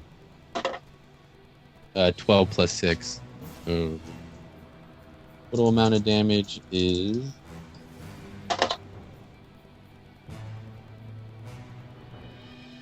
15 points of bludgeoning damage.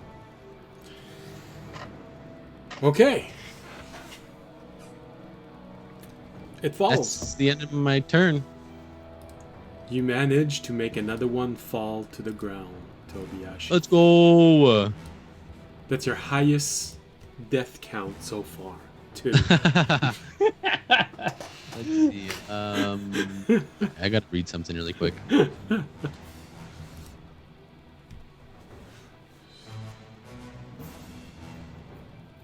That's the end of my turn. Okay. So now the zombies. As you saw the white flash, Tobiyashi just wailing on this creature. And there's a moment where... and you just hear this moaning in the distance going... and this is what the battlefield becomes after the zombies' turn. Oh, god damn it. They just keep coming and coming. Oh, by the way, if any of the zombies that were still in the web when they began their turn, they have to make a new save. Oh, good lord. 18 for one? Which means 15. One of them rolled 15, actually. The other one, no, didn't.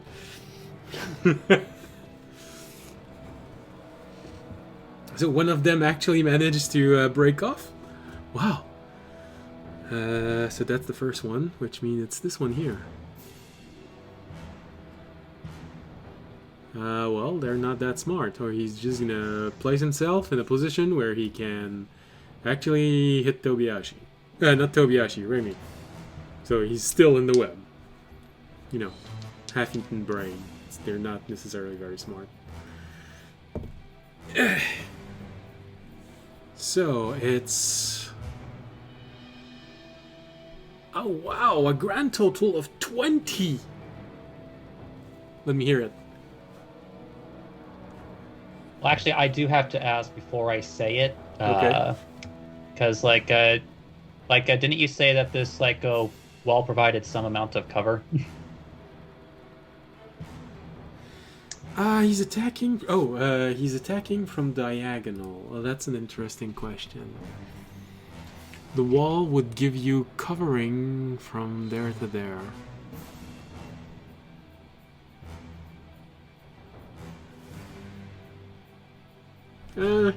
What does the dice say? The dice says you're right, so alright. In which case, if there's any amount of cover, it misses. Okay. I was really on the fence about this. It was a nice try, though. Almost. Yeah.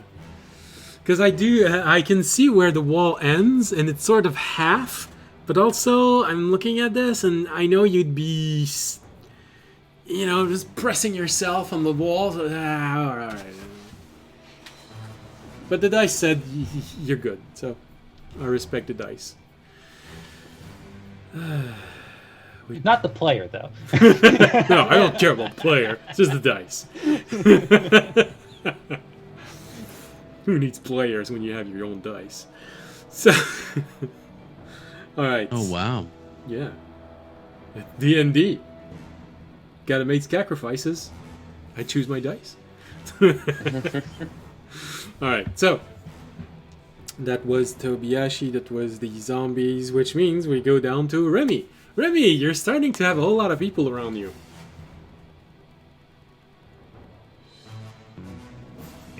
Whole lot of attack of opportunity also if you move. Oh no, I understand that. It's just because I know these things have too many hit points.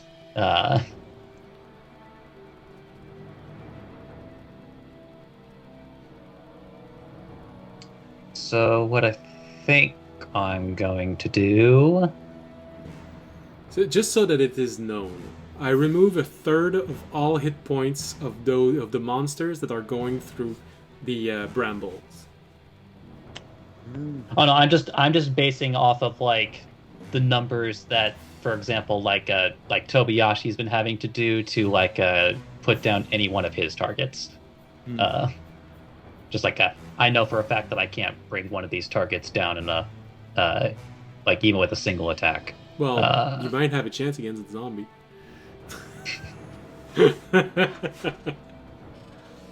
I'm assuming they are, but are the spiders also undead? Yes. Okay. Actually, one more question, because I actually probably should have asked this before. How tall actually is this wall? It's partially broken, so I'd say maybe 3 feet, 3.5 feet tall. Okay.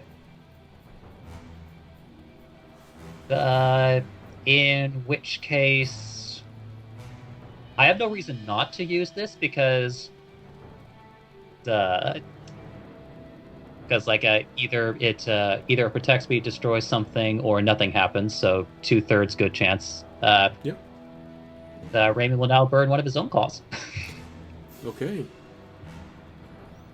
Well, that will definitely solve the case of the undeads or the zombies around him. So I believe, 2, 3, 4, 5, 6. So Raimi can get any of the creatures out to M.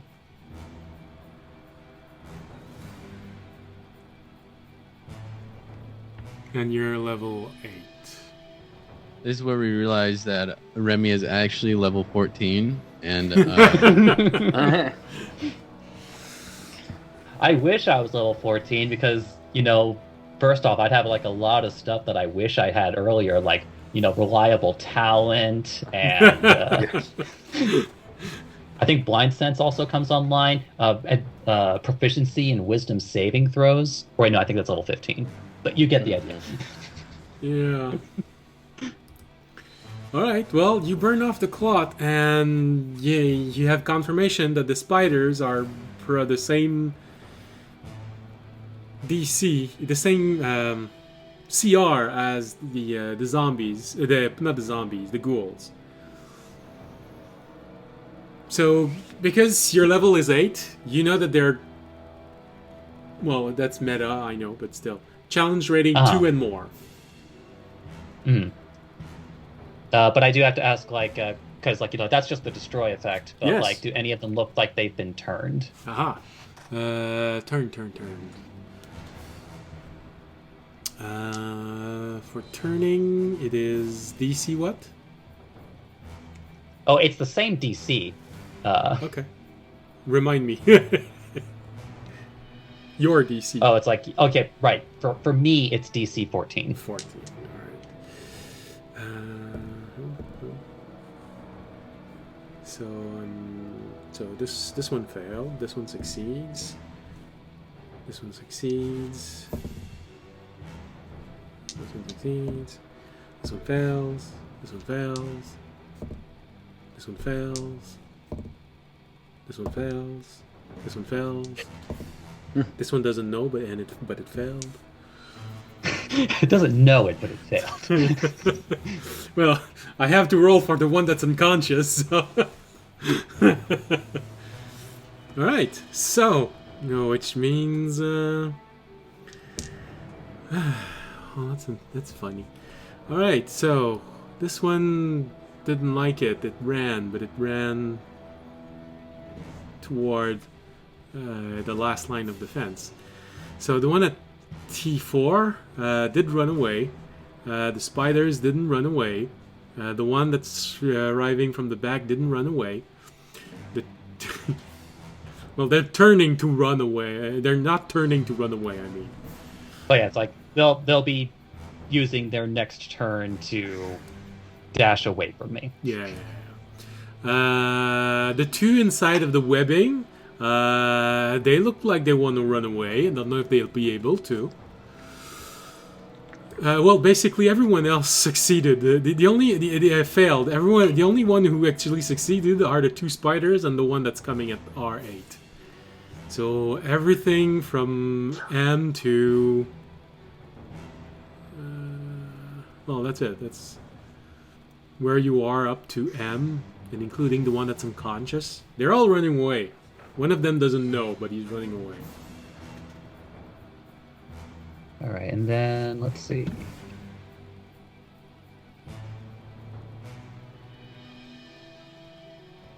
Oh, that's so funny.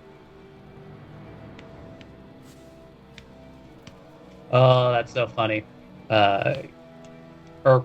Actually, no, because like these, yeah, because either, but these are destroyed walls though, so I think you'd be able to do it. So Raimi is going to use his bonus action to disengage, Okay. and he has just enough movement to run to R11. See ya, everyone! Bye! Alright.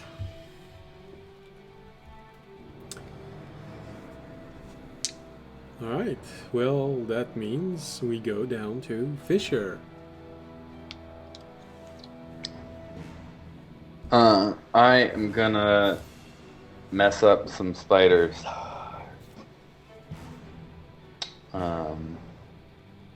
You have the perfect vantage point. They're like this, and you're on the wall of your circle.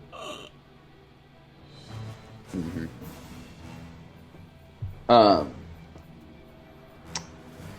Yeah, I think I'll just go after the one right in front of me at N12 with a. I was gonna say, did we forget the audience? No, that's right. They both missed. Yeah. Green flame blade, great weapon master attack. Does a 14 hit? For a spider? Yes, it just.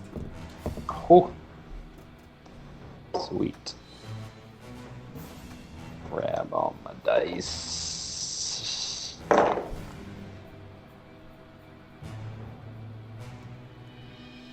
Okay. One of these days I'm gonna roll good. So that's 22 slashing damage.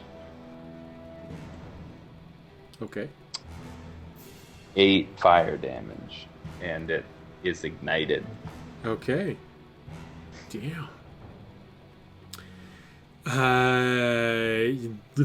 Well, that hurts a whole lot, and it's flaming, and it's not liking it, and it feels like you just managed to cut off 2 other limbs, otherwise also known as it's holding on by a single-digit hit point. Oh, The one that I hit? No, the one that the Fisher's hitting. Oh. and then fire will jump from it to. Can I have it hit the one on the ground? Technically, it's not dead, so yeah, sure. If you want to murder, I set you up for it. So that That's one what I was takes doing. an extra 5 fire damage. All right.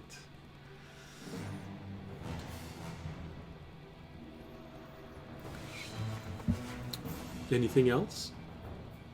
And then I guess I really do want to just finish this one off.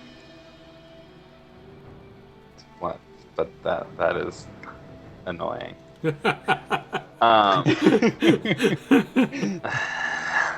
So I will, bonus action war magic, attack it again.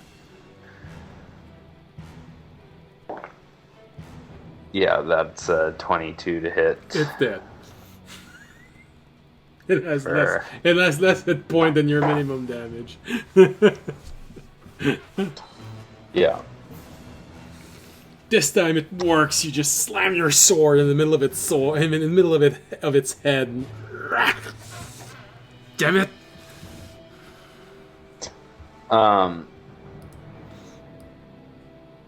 Still roll damage for me, just so that I know. Yeah.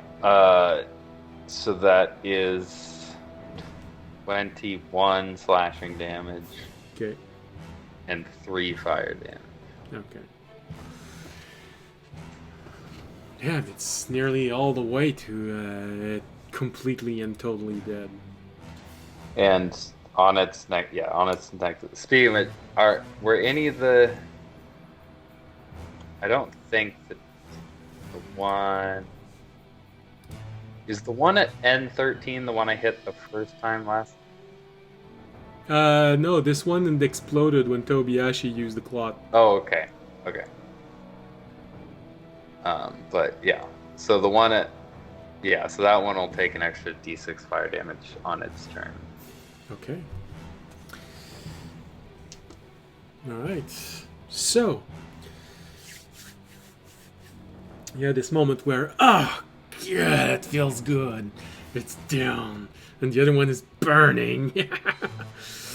You turn around and you see Remy running toward your field, and he just jumps and goes in because, Remy, it's a really good thing that you stop where you decided to stop, because a second, more like 3/4 of a second after you arrive, you see this slab of stone hitting the floor exactly where you were.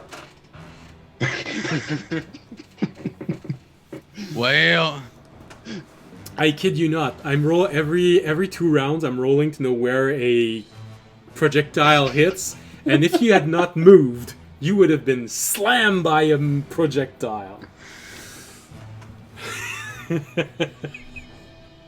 You know, for some reason, the snow where Remy's at is just a little bit less white in a few places.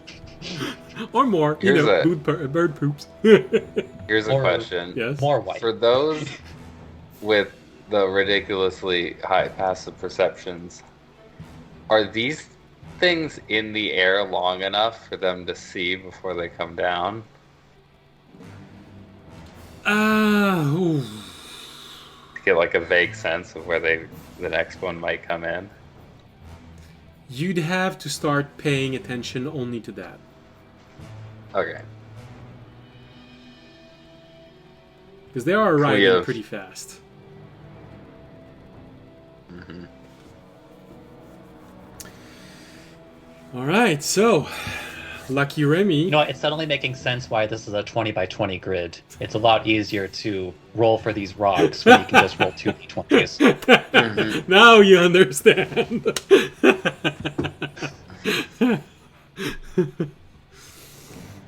See, there was method to my madness.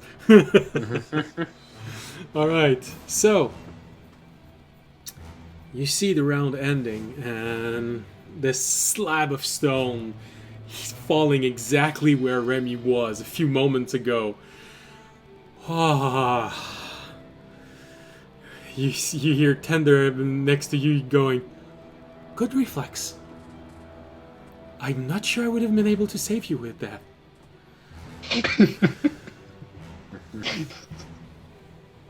How big is the rock again? It's 10 feet by 10 feet wide. It's really a... Yeah, this is a boulder. Yes. Okay, yeah, so basically 8 times as big as Remy. Got it. Now there's this huge rock. Hey, at least it's blocking the way now.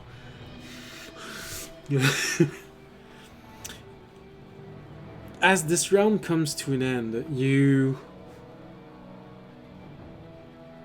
see Turon A on the other side of this field, exchanging blow with one giant, and the giant manages to push him off, detaching himself from him, and you sort of have this moment of, damn. Now what's gonna happen next turn? Because you see the giant reaching out for a huge stone, and he's aiming in the direction of Turane.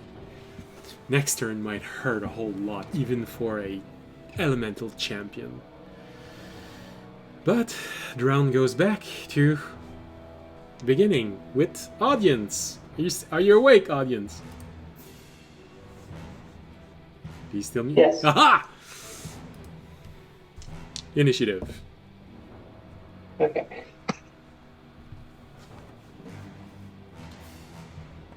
16. 15. 60. You roll higher. You go first. Alright, let's see if I can not miss both my attacks again. That would probably be good. I'm just at the point where he might send up a little prayer to both the gods that we're watching. Like, I really need this, guys. I need these. I feel like everyone's kind of dying. We need this. Yeah, because you're looking around, and although your friends are holding it right now, you sort of see that moment where, they're not going to hold it much longer than this. That's a 20. That doesn't hit. 20 is exactly what you need to hit. Oh, it is? Oh, okay. Alright. Okay. That's 8.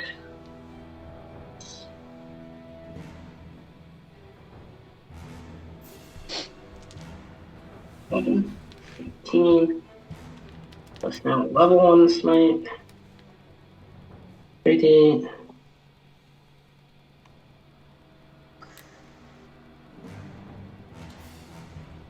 Uh, 12, so 15, 25, 27 damage. 21 of that's radiant. Alright, he's still up. Okay. Again. Dexterity saving throw for you. Oh, right. But my next attack will also be a 20. So we'll hit all of that for me first. Okay. Although it won't matter, I'll live. I can live this how I should do. Depends on how much damage I rolled. Well, that's true. Saves. I think you have to roll pretty much max. And I'd have to also. No, I succeed with the 21. You rolled a 21 for your save. Yeah. Alright. Well, in that case, you succeed on your save. Which means that hellish rebuke, which was hellishly low, only did 2 points of necrotic damage. Okay. And then I hit again. I'll use my last divine smite. And we'll roll damage.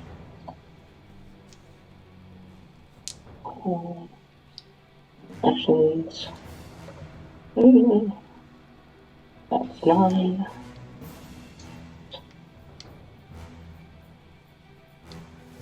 That was a good roll. 9 plus 11 is 20, plus 38.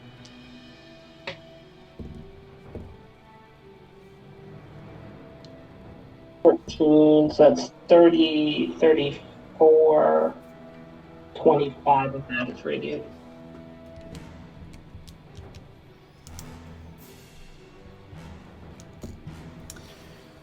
You hit it again with everything you have left. I think it is everything you have left, or nearly all. Yeah, it is. You hit it with everything you have left. You see the magical energy of your divine smite go into him. You see him stumble, nearly fall to one knee, and raises his eyes and looks at you and go. He gets back up painstakingly and raises. Oh no! A his double sword. lightning bolt comes out of nowhere. What could have that been? So, audience, just so that you know, he's in the single digit. Yeah, did he get below? So he got below 25. Did he succeed his save? Yes. Damn it. What did he roll to save? Cumulative 20. Yeah. Bonus action. I don't think. I don't think there's anything I can do. So you take this one moment to pray to your god, hoping that he misses both attack. Yeah, pretty much.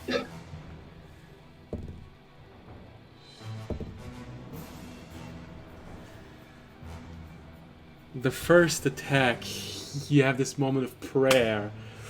You look up and you see the attack coming. You manage to dodge to the left and see the blow hits the ground with a grand total of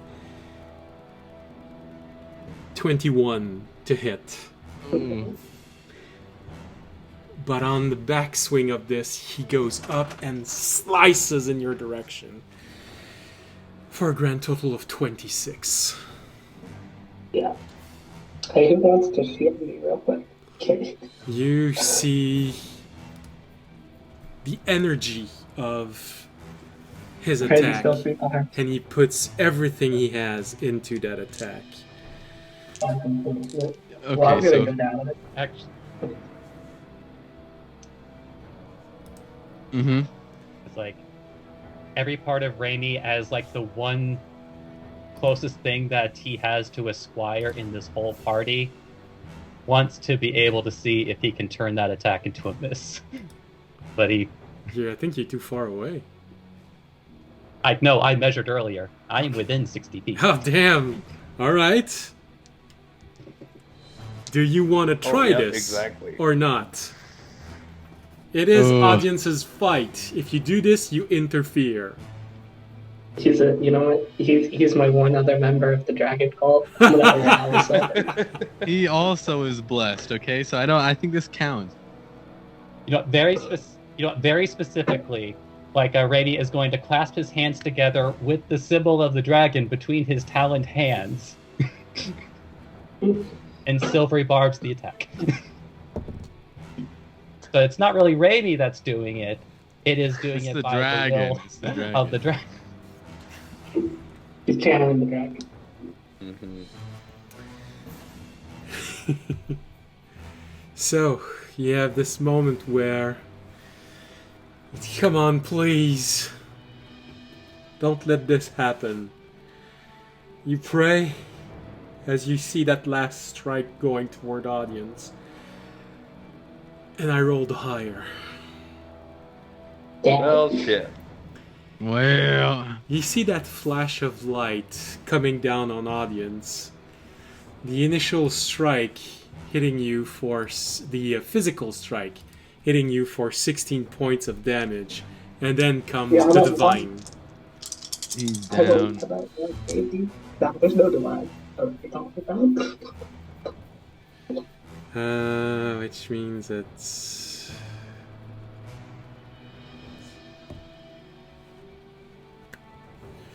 So, audience, the blast hits you so hard. Remy, you have this moment where your gut just falls because audience falls with the hit. And also, the energy comes back into that creature.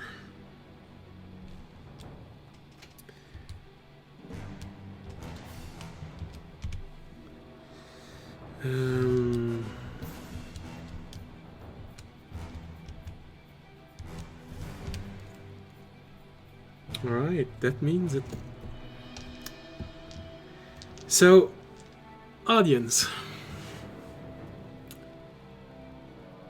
you feel that blow and you fall to the ground with it. You have this brief moment where you know you've just been defeated in combat. And you look with last bits of strength, you look at your friend. And you look at the face of the beast in front of you. Looking at you. And looking at your friends. And laughing. You have this moment where you don't know why. But you're sure he's already concentrating on its next move. And you can recognize what he's about to do. The initial gesture of it, the way that he's preparing, although it's gonna hit next turn, you recognize a dispel magic. He's gonna make your friends completely vulnerable. Yeah. I'm trying to see if the flower does anything for me here. I don't think it does. No, it would have been you would have been able to use it to make a level 2 divine smite if you wanted. But Yeah. that would have been it. No. That might have been enough. But as the world goes dark for you, you have this one moment where, with your last breath, as it starts to leave, everything slows down.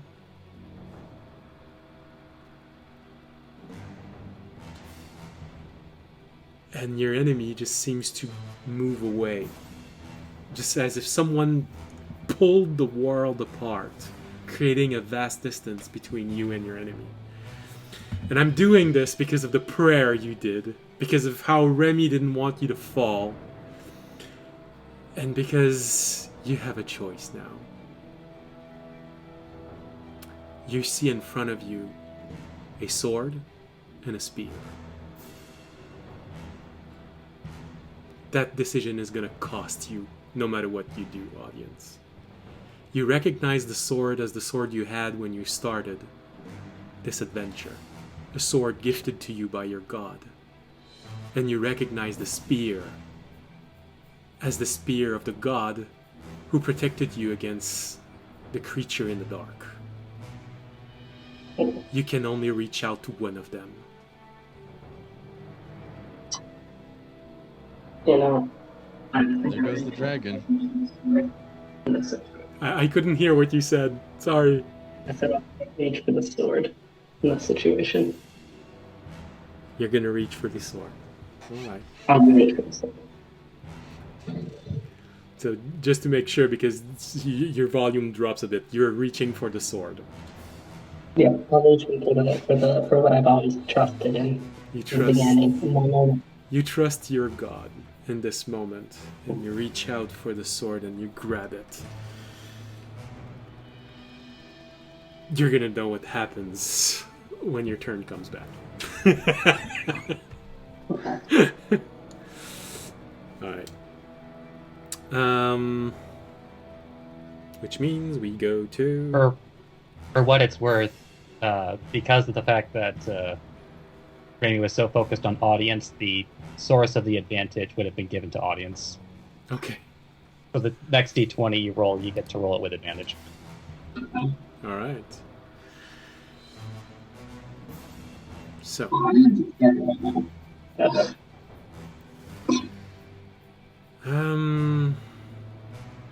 Spiders didn't go.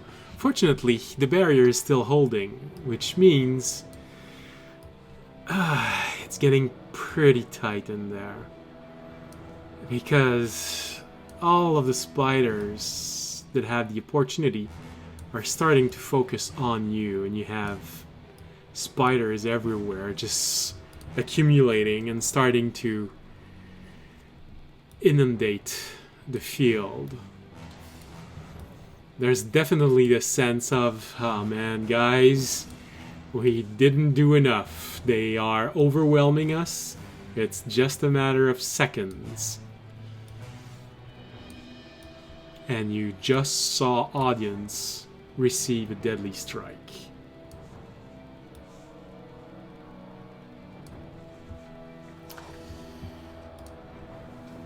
The spiders are reaching inside, attacking. The spider that was in front of you, Fisher, rises, severely injured, but still not enough to completely destroy it. Fisher, two of them... Takes a d6 fire damage. It takes 6 fire damage. Severely injured, but not out of the Damn running. it.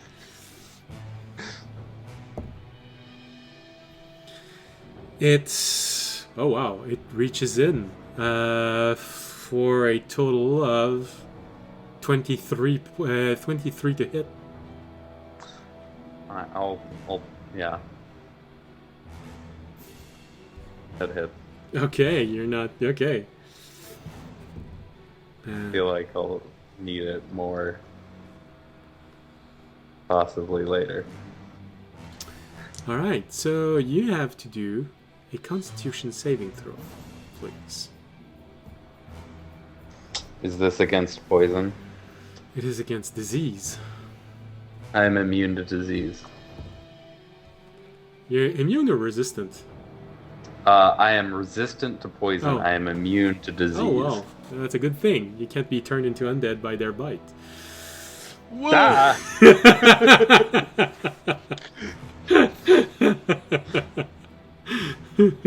Diggy. So, Yes, that is a good thing. alright, so which means it's 11 points of piercing damage as its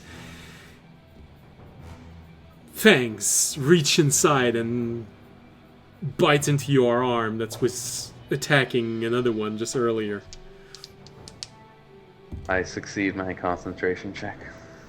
Alright, well, that's the only one that managed to hit you. And, you know, you have this moment where you feel the bite, and it leaves, and you have this scratch, and there's a moment in your mind of, what's that? And you just rub it off, and, oh man, I'm so glad it can't get in. That's That was a con nasty. save? Yeah. Every time a zombie is going to hit you, you're going to have to make a Constitution saving throw. And if you get infected, it is a slow disease that will slowly eat you up and turn you into an undead. He's infected! Yes! That, in that case, it would have worked. That guy was we don't talk about that guy anymore. Alright, He so... was infected. You don't. We do all the time. Remy, the spider, 21 to hit. There is one... oh, that's right. It's a disadvantage for you. Because you're in the field now. So it is not 21 to hit now. It is 19 to hit. That'll miss. You said no? Am I being heard? Yes. Yeah, you cut out. You weren't Okay, hit. it missed. All right. Tobiyashi, there's one trying to hit you with disadvantage because you're inside of the field also. Man, why can't it be advantage? There was one dice that were really good, but the other one not so much. 18 to hit, Tobiyashi. 18 hits, but let me roll my dice really quick.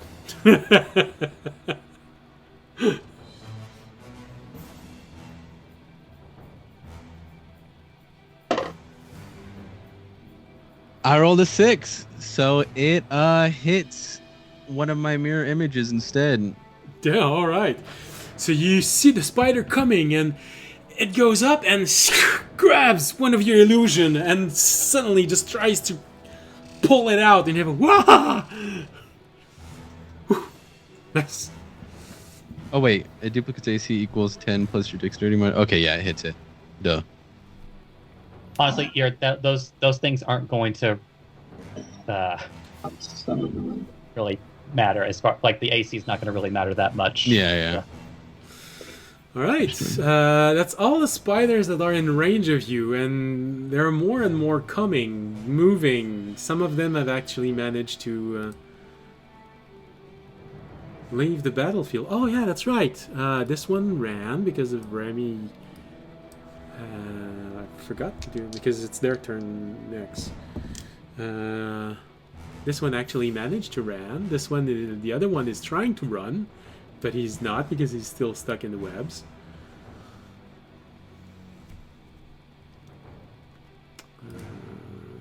This one gets up one move. Oh, one. and tries to grab Tobiyashi for 18. Again. Oh my 2. god. Okay, let me roll again. I only have 2 this time, so let's see. I think it's an 8 I have to roll. Yep. 15. It hits one of my mirror images.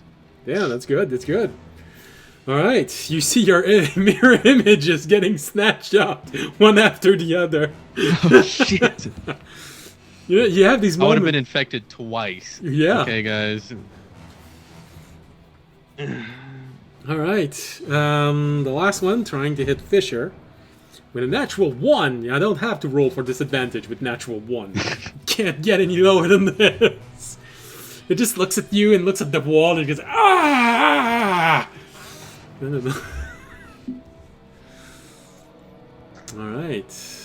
A bunch of them are just moving past the webbing. Well, this one goes in. This one goes in. They're just moving. Few of them Moving the hordes. Oh yeah. Going in. This one went past. This one went past. It's moving forward. This one is running. These one are still all trapped. This one is moves. All right. I think that sums it up a little bit. So you see some of them have managed to keep on running past... Oh, I haven't done this one. Well, this one doesn't like Remy, so he's going to try and get to Remy. With disadvantage, I'm pretty sure that the 11 is not enough to hit you. So. It misses. Alright. Well, I'll have to admit, I had completely forgotten that you had that scroll on you, Fisher. You really managed to avoid a lot of damage and possibly a very horrible fate. Wait, what has our I NPC almost been doing forgot this I whole had time? it on me. She's waiting for someone to call for help. She completely filled herself with healing spells. Help, audience! Oh wait, no, she can't interfere. If she can interfere, audience is dead. Well, not Yeah, necessarily. I kind of feel like Also, I fucked up because I didn't. It was the blossom could be any spell of any spot. I could have shielded. Sorry. I thought you had shield. Now that's what I was wondering. I was like, do you have No, shield? well, I don't have shield, but I could have blossomed to shield. So I'm not going to judge myself too harshly at 6:50 in the morning for not remembering. Yeah, that's understandable. With this, Tobiyashi, it's your turn. So my question is, can I move through an enemy space, but I have to leave it, right? Or is that only for companions? No, it's only for companions. You can only go through another creature's space if they are tiny sized, Well, they're or all normal size.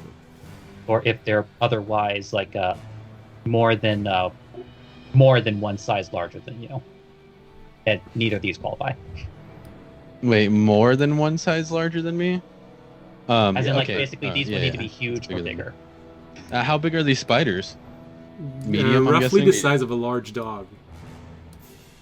they're all ours. They're all medium. They're all our side. Okay. Man, that messes up what I was gonna do, and I would have taken attack of opportunity from it anyways. Looking around to everyone, I'm like, we never discussed on what we were gonna do if he fails. I didn't think about it. He's never done that before.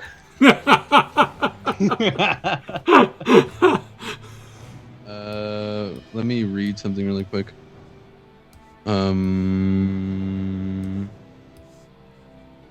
No, don't want to do that. Okay, yeah, I'm going to use a key point to disengage. So if I disengage, does it matter which way I move, or could they still get attack of opportunity if I'm trying to move to N9? If you disengage, You take no opportunity attack. that's the Okay. Then I'll use my bonus action to move to to disengage and then move to N9. Okay. And then looking straight down that line, I'm gonna lightning bolt every single one of those zombies. Okay, that line in front. All right. Yep. Spiders, zombies. All the way through. All right. Okay. I still have it's. How many rounds has it been? We're on the 4th round. Okay, then I still have it. Lightning bolt. Okay, so I reread the shard dust. They need to make a dex saving throw for lightning Yeah. bolt, right? Lightning bolt. They need to make a dex save, but they have disadvantage on it. Okay. And yeah, they have disadvantage on it because of the stuff. All right. Then what's your DC?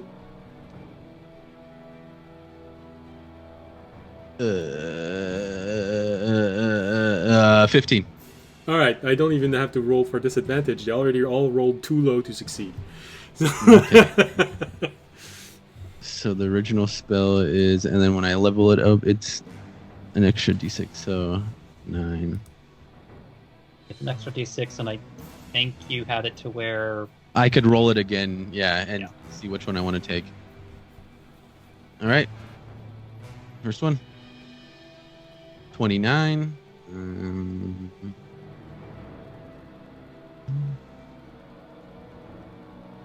36 points of lightning damage. Damn, all right. To everyone on that line. Yep, the whole end line Okay. to the right. Yeah. And any zombies that are over there that we can't see, they get hit too for 100 feet. Just saying. And then, do any of them fall? All of the spiders are cleared. The two zombies in front, the two ghouls in front of Fisher are cleared. The ones stuck in Fisher's trap are not cleared, but, you know, they're slowly being dismembered because they're so low in hit points that you see one of the string tearing off an arm from a monster and then the leg from another one. And All right, and then I am going to go back next to Fisher, and that's the end of my turn. all right. That is a juicy line. Yeah. It was a juicy line. I was either going to do that one or I wanted to do the whole 20 line up that way, but I couldn't get back there. All right. And well, I don't have an action surge. You've actually did the most kill you've ever done in a single fight. You're at 9 killed in a single fight. Toby's You know- changing. I know that's meant to sound like a compliment. You know what? Let me have this win, okay? It was either that or I was gonna lightning bolt the guy fighting audience. So I think I made the right decision because this wall's gonna come down. Well, no, I understand. No, the joke here is that, like, it's like, wow, this is the most you've ever done. And it's just like, you know, that sounds sarcastic when you say it like that. Yeah, that is true. All right, so you cleared the line in front, but everything else is going to shit. And when you look up, proud of what you just done, you look at the battlefield. You sort of have this moment of, I feel like there's more enemies now that I killed some of them. Let me get one of these down. Now that you killed the ones in front, you can actually see everything behind. Yeah, you sort of have this moment of, We could see audience too. I feel like I liked it better when there were monsters in front of me. Audience broken corpse on the ground. He's like being held It's up not by his broken. weapon. Right? I assume he's making death saves. Well, you'll see. That's the end of my turn. Honest. Third. Okay. So, which means we go to Remy. Remy, audience has fallen. His life alert goes off. Sorry.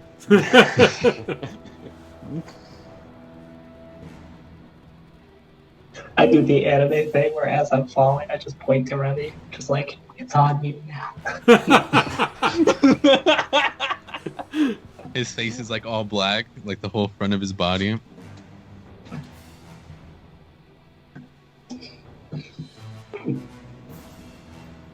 All right.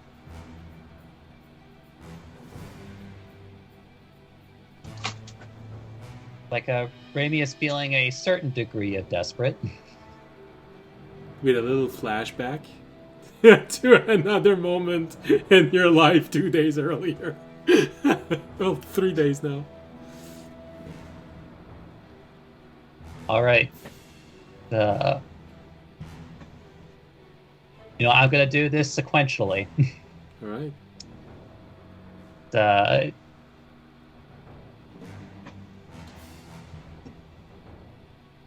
Raimi is first going to move to Q10.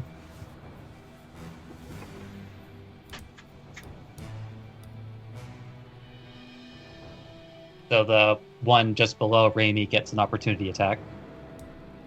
Okay. With a whopping 10 to hit. Because he's attacking at disadvantage because you're still inside the field. Uh-huh. Then Raimi moves to the space just above that one. So the one just below him now gets an opportunity attack. Natural 1 for the lowest roll. Jesus Christ. Like I said, it's frustrating. I had good roll with audience, but I can't hit shit with all of you. You've taken audience's mojo. I can hit him now, but I can't hit you. We're holding the line. I did point to him. He is the next in line to take my power. Instead of a rogue, he becomes a paladin. Then he moves to the space just above. Okay. And then moving to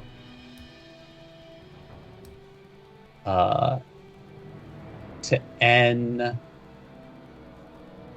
11. Taking an attack of opportunity from the spider that you just... Uh-huh. Finally, 18, 19, so grand total of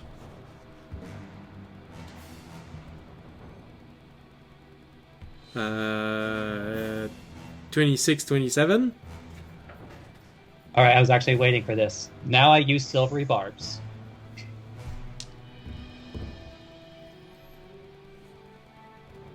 $12. I give myself the advantage. Yeah,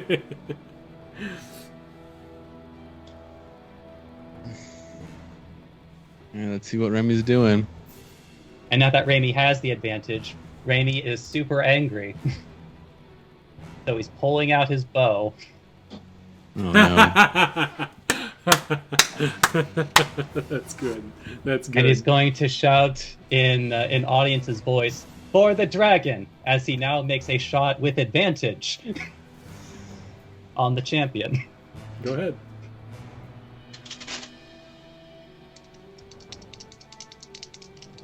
And I plan on putting a level 2 spell slot into this I'm attack. expecting that, yes.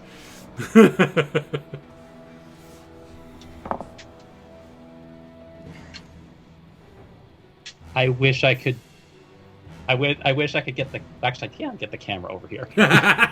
Did you do it? You did it. Kind of. Like... Actually, no, it'll do the... Alright. You're just do gonna the have to thing. take my word for it. So you rolled a natural 1. That's okay. That's fine. We get it. You still hit.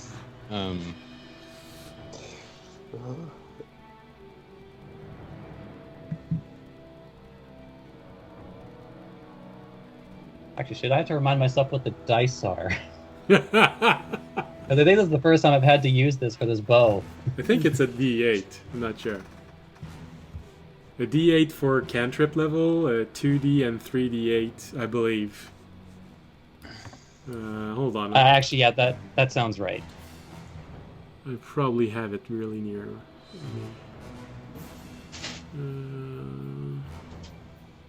Cantrip. Yeah, 3D8.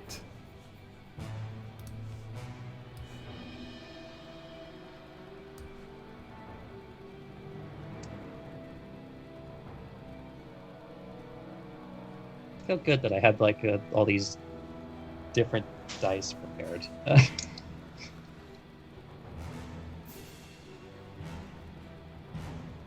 So I'll just have to roll all the these dice twice.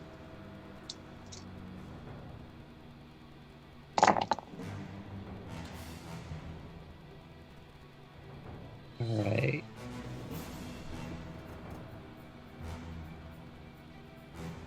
Six, 11, 13, 7.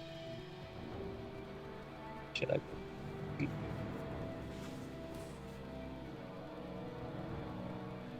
Damn, that's a lot of dice. 24. Well, some of these are easier to read than others in this light. 7, 33. It's a divine smite. All right, somebody remember the number 33 for me, just in case I lose track. Okay. Okay.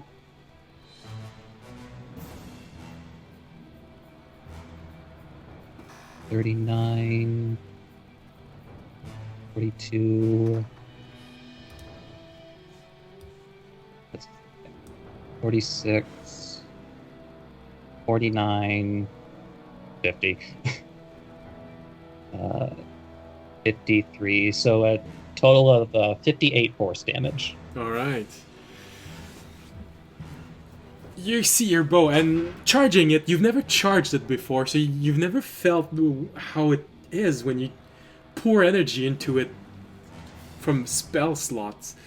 So you have this moment where you pull the arrow and you feel the energy gathering into it. It becomes brighter and brighter and brighter. And when you let it go, it actually pulls a significant amount of force with it. You nearly feel the wind go whoa. As the arrow leaves, you hear this and you see the arrow just go it hits him square on, right in the chest. And it falls to his knees, hands first, and it seems to fall to the ground.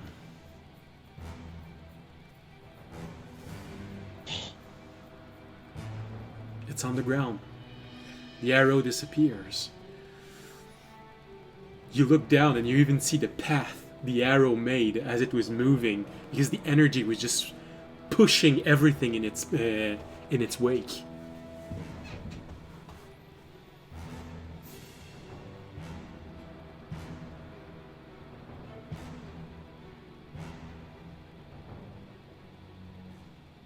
So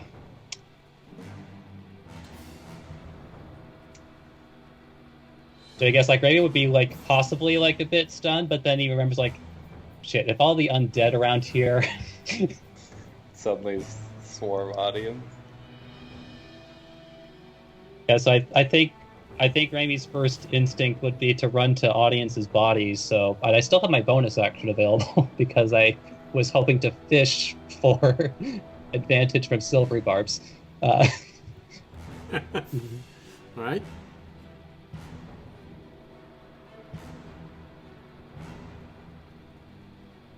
Yeah, so Raimi is running to H11. Yes, he uses his bonus action to dash to get there. Alright. Running toward audience, I can easily see the image in there. You hit the monster and you sort of realize, hey, audience is really surrounded right now.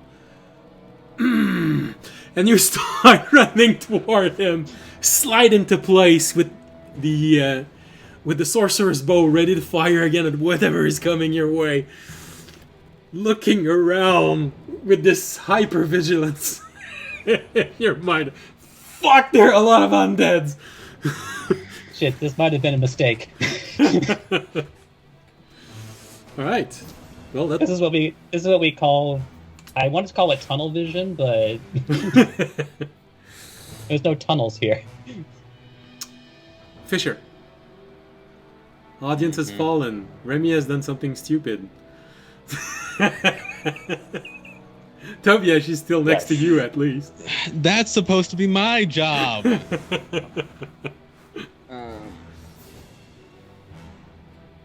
I had a plan, and it's still gonna happen, and I just need to decide who to hit with it.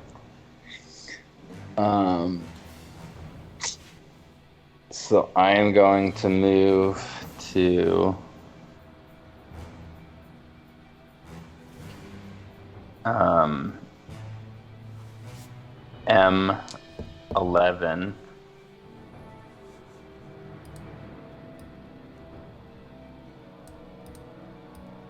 Okay. And then with my bonus action, I will have Terranad cast Sanctuary Okay. on. Audience is immune to disease by nature. True. He can still be eaten by an undead, but he's not going to contract the disease. Yeah, that's what I'm... Are they more likely to go after Remy, who's still up fighting? Probably, since Remy just killed their boss or knocked down their boss.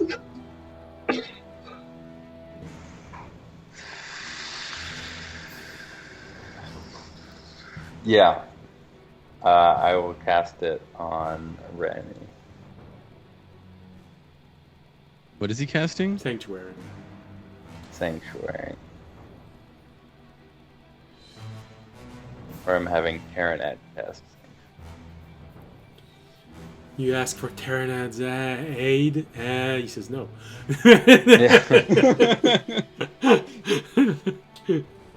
No, he says okay. I've always hated that audience guy. Let him die. He's so cocky all the time. Well, actually, that might not have been the right word with Remy next to him. Sorry.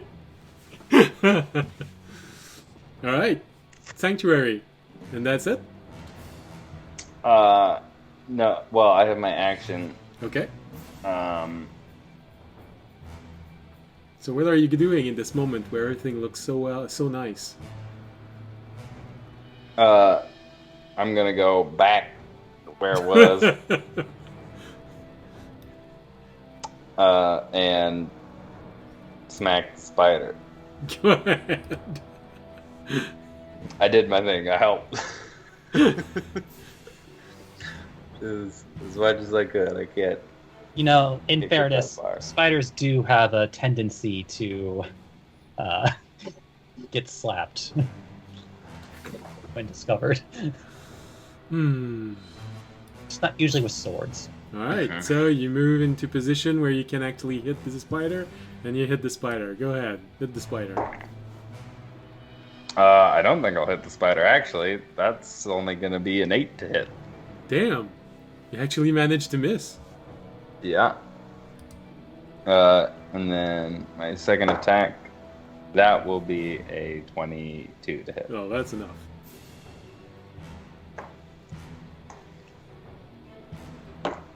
So that's 25 slashing damage and 4 fire damage, and it's ignited. Right, total of, you said 20? 27, 25 slashing, Okay. and 4 fire. Oh, damn, so close.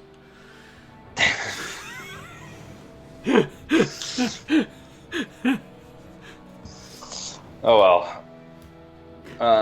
Yes, the sword just goes right through it, and you pull out saying, oh yeah, that's enough. Oh, that's right, it's undead. Should have just went up instead. Mm-hmm. It has less than 5 hit points, you know. Well, that's all I can do. Alright. But this Fisher's turn comes to an end, and you have this moment where Remy, the light is fading. All of the undeads, they're just closing in. Audience, wake up! He's not moving. Fisher's looking at this, and everything's going bad. But okay, well, how can this get worse? And then you realize, oh, should not have said that. You see this boulder coming. Land right on top of audience and Remy.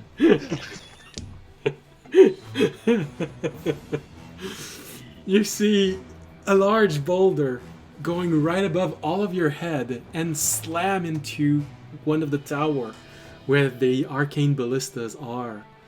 Oh shit. You see the tower take the hit, and there's a moment where it just stays there, and then it starts pivoting on itself, and the base starts to crumble, and it just falls down. Your right flank is now completely exposed. The enemy army is just going to start pouring in from this side. That wouldn't have happened to be the one with a Colt in it, would it? I'm not sure which one it is, so... Assuming, isn't he like an owl thing? So you go fly, his tower falling, he would be fine. Well, now that I know, you don't know exactly who was in there, but the tower turns and falls. Your right flank is completely exposed. And as you look straight forward, and you oh shit, we just lost a tower. I hope Tourane will be okay. You see the other giant raise his boulder and throw it. Not at Tourane. He throws it toward the structure in which there is a second ballista. And according to the dice roll, it slams into it really hard. Part of the building crumbles, and that hum that you've been hearing for a while now from both sides now fades on both sides. Your left flank has also fallen. Tourane is still up, but now he's alone against two giants.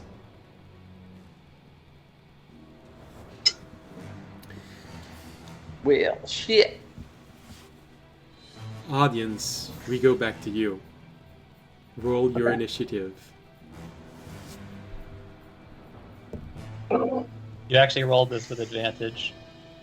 That is true. It is my next D20, technically. Yeah. Ooh. 17. It doesn't beat a natural 20. Why? I don't think I can be. Because, Remy, as good as your hit was, that undead is under the influence of the mist also. So it just stands up again. It looks at you. That's like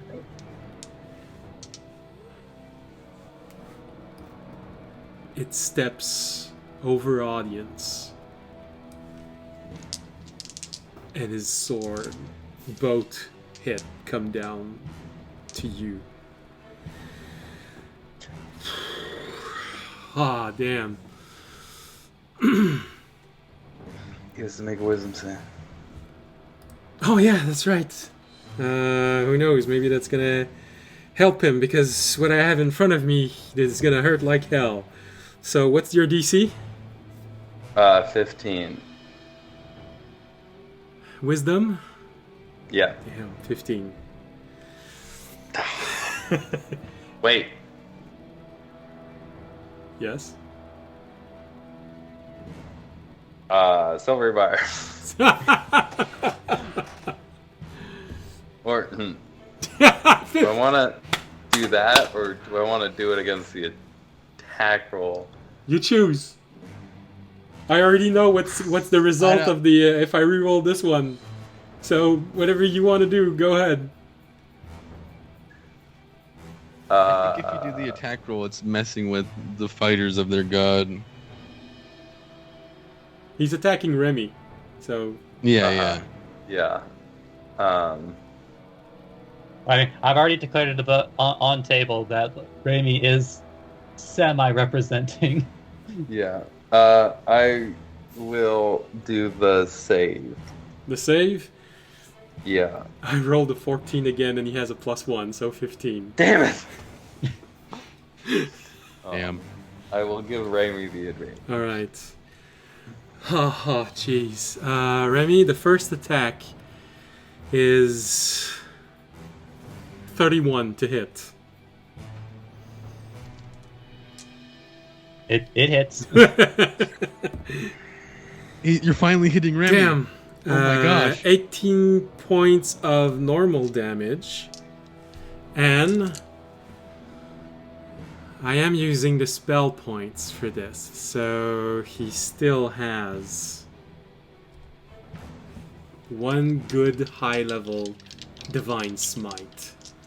Remy, this is the first time you actually take a Divine Smite. Give your reaction, Remy. I do not have a reaction. Bummer. You'll recall that I had to use it to get my advantage on my attack, which Yeah, that's I took what that I gamble just for those above table because I was surrounded by 2 enemies, so they would have given me disadvantage no matter anything else I did. Mm-hmm. So that's why I was trying to fish for advantage by taking a bunch of op attacks. Mm-hmm. You take an additional 24 points of necrotic damage. Slams into you. And back inside of the beast in front of you. What was the weapon damage again? 18. Maximum Okay. damage he can do. Oof. The second attack, which I had already rolled, is a natural 20.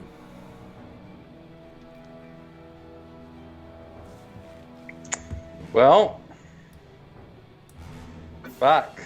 Ever since I came back, I've never seen Remy get Wait, hit once. you need to make the save again. I need to make the save again? Oh, I rolled an I 18 on believe the it's dice. each time. The dice itself is 18. Damn it.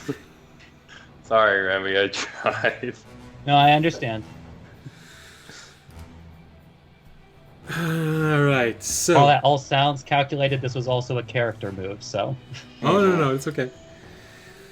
That means it's 24 points of slashing damage, and he has enough.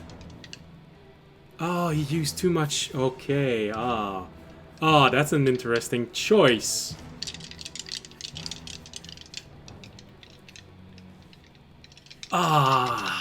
Ooh, the dilemma. Kill you or dispel the magic around your friends? Which one is he gonna take?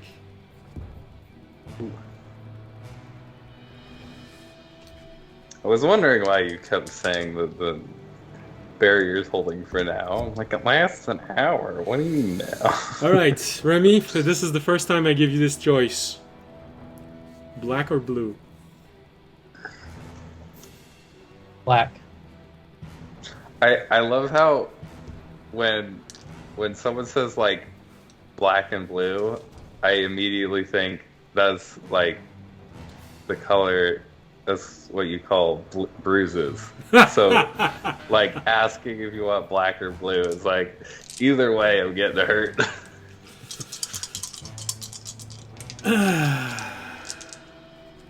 He chooses to kill you, Remy.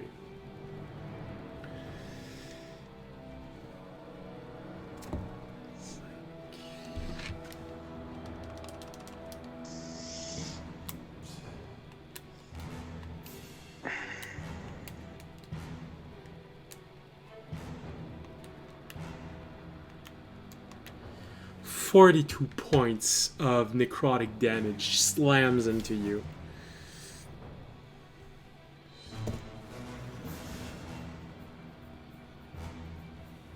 And Remy goes down. You've been rinsed by Divine Smite.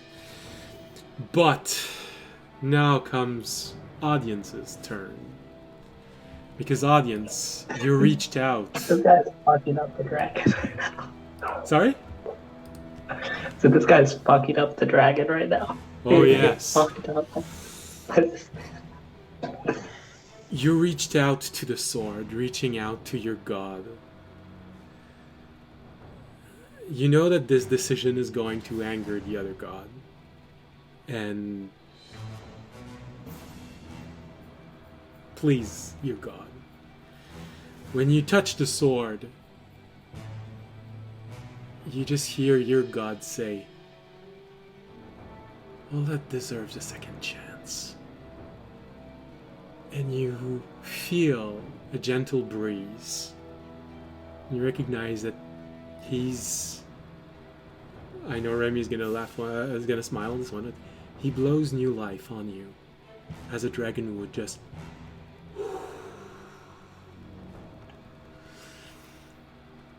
Audience, do you have anything... Do you have any points in your lay on hand?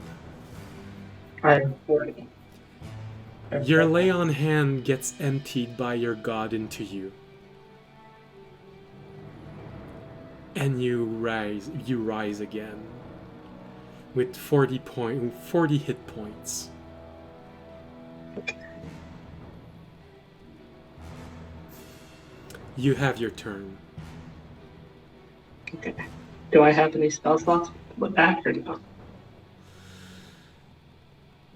No. You have that thing you were talking about, right? Each one would have granted you something different. The other god, this one would granted you life. The other one would have granted you might. Okay. Well, I'm gonna wake up. I'm gonna look around and see Remy lying dead on the ground. Or not dead, but unconscious. I'm gonna see the other champion standing over him, and I'm gonna take swings at him. I'm not happy with that. Go ahead.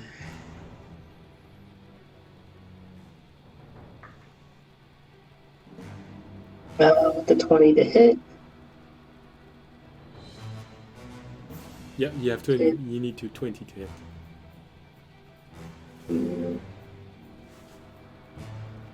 For 11 damage.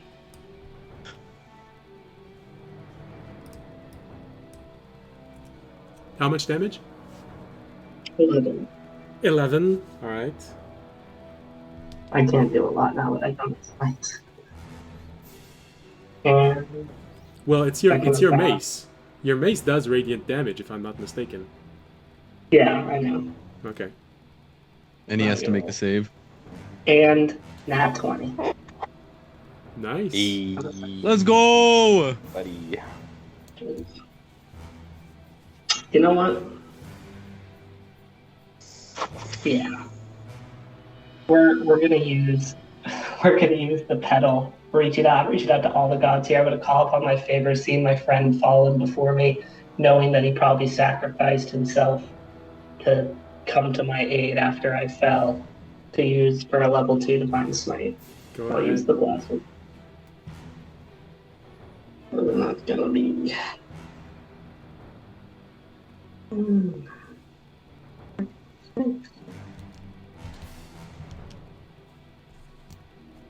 Two.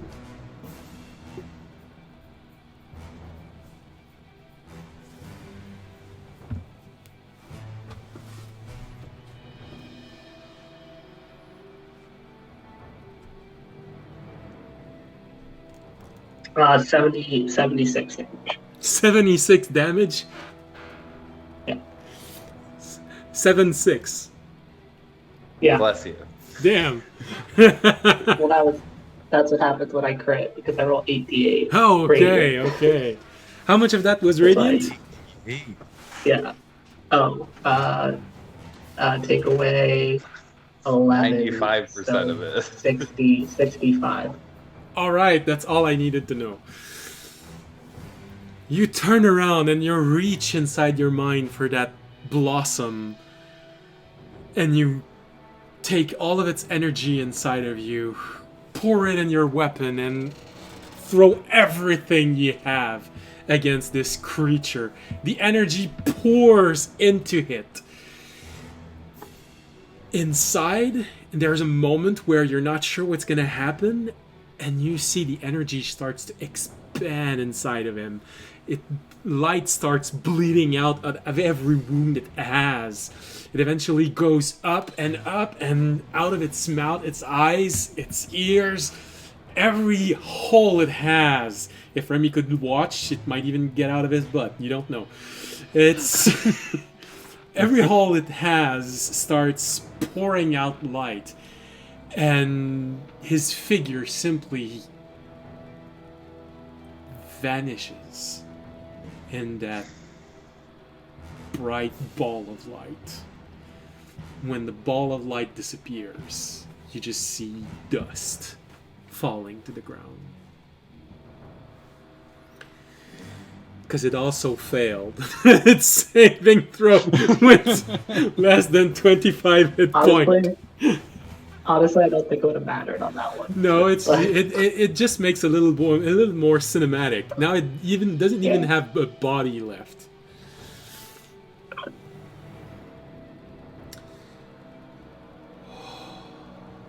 And then I'll collapse. I'll collapse down and pour my potion of superior healing down Remy's throat.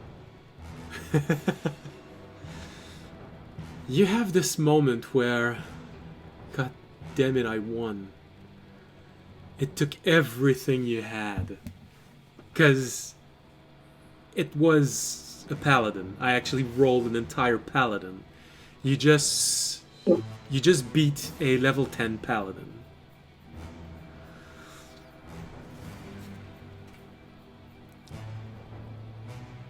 When you look around, sort of ready to start fighting again, because you sort of realize that there's so many more undead around. None of them are moving. They're just there. Standing. As if a machine that no one gave it any orders.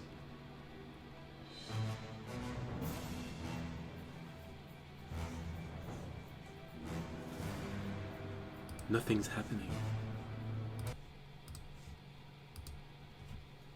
The fight is technically over. And with that fight being over, after audience pours the potion down Remy's throat, he's going to collapse unconscious.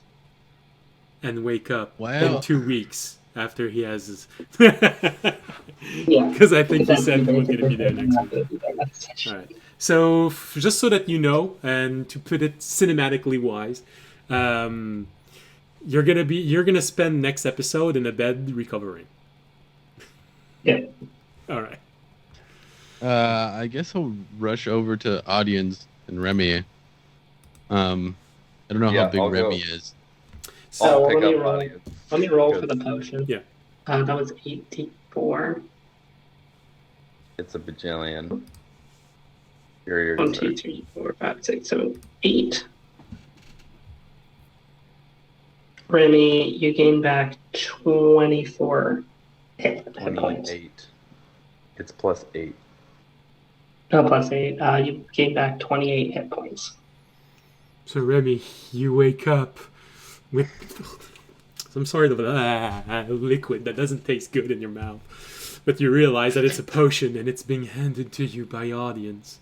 And then you see him collapse and fall asleep.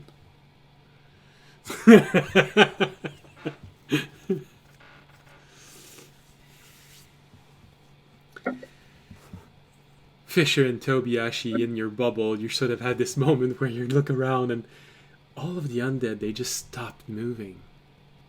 You look up, you see Turane, also perplexed and looking all around him, with 2 giants right in front of him, ready to slug it out with them, but none of them are moving.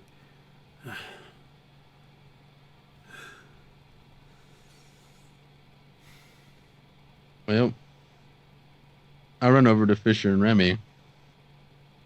Audience and Remy, you mean? Fisher's right next to you. Audience and Remy, yeah.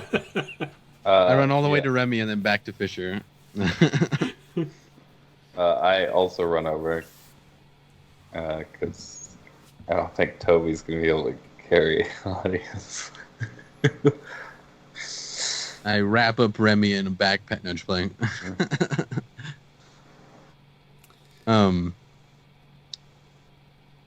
Well, since audience As I on the ground. sling audience up over my shoulder, and let's get back. His most grievous wound has magically closed itself.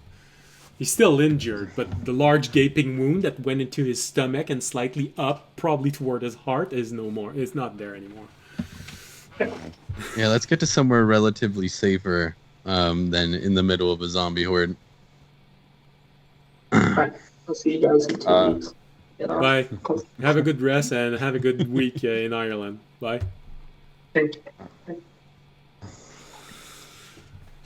All right. Take Remy and audience back to safety. And so they're all just hanging out. It's sort of as if they don't know what to do. The wheel driving them is just left. And for now, they're just...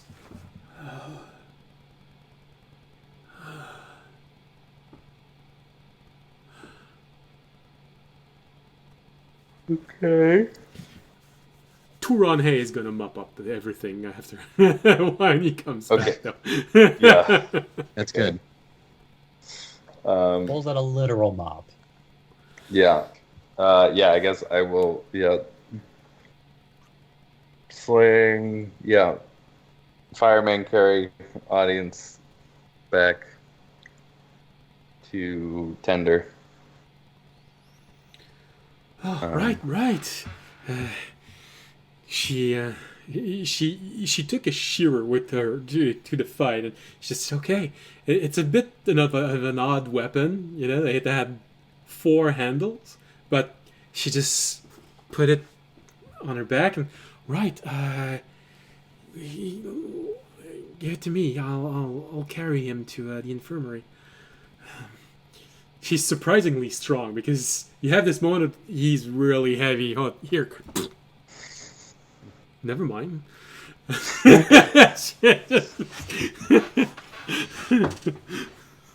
She takes him and she leaves with him. Yeah, I go, wow. Oh, well, I mean, I guess she's built like me, kind of, so... Well, They're still Fisher's family. The moment of birth is really close. You could actually be real twin or false twins when 2 child are born the same year but not from the same pregnancy. Mm-hmm.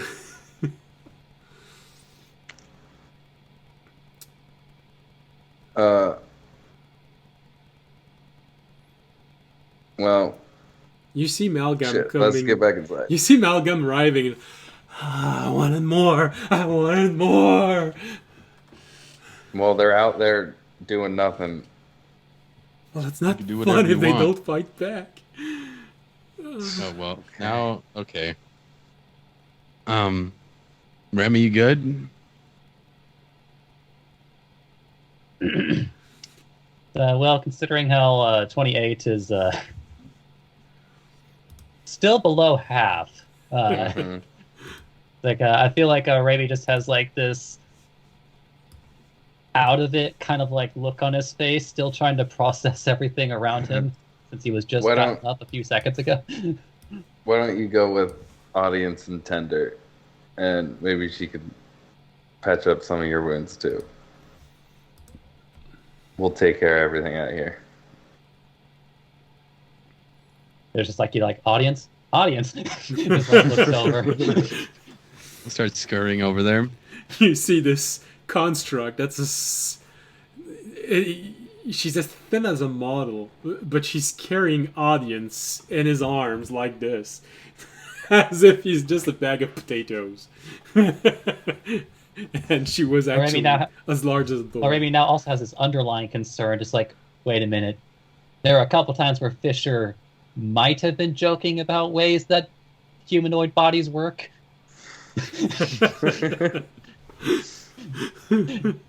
And just starts trying to scurry a bit faster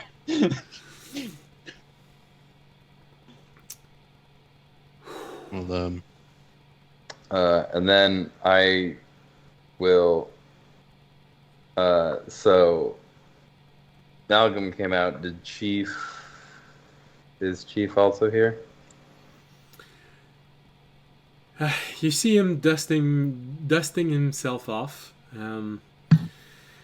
Well, getting Raw back into constraint was almost as bad as those undead coming in. He has a nasty punch. Well, he actually just tried to rip my arm off. So I get that things were rough in the front line. You could say that. Are Colt and Citron okay? I saw their towers fell. Citron's fine. The tower wasn't actually hit all that bad.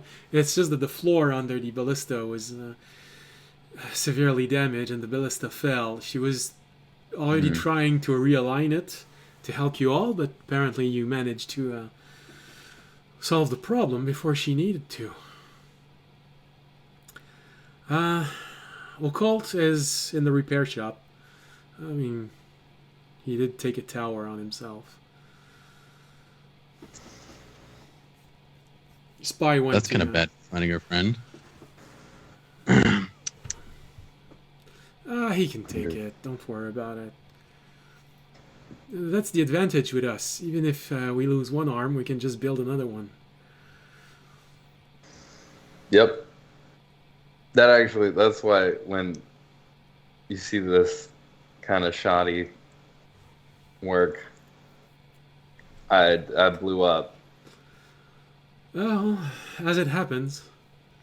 It was actually an arcane cannon that I blew up. Oh. That's... Not, or I assume not nearly as sophisticated as these ones, but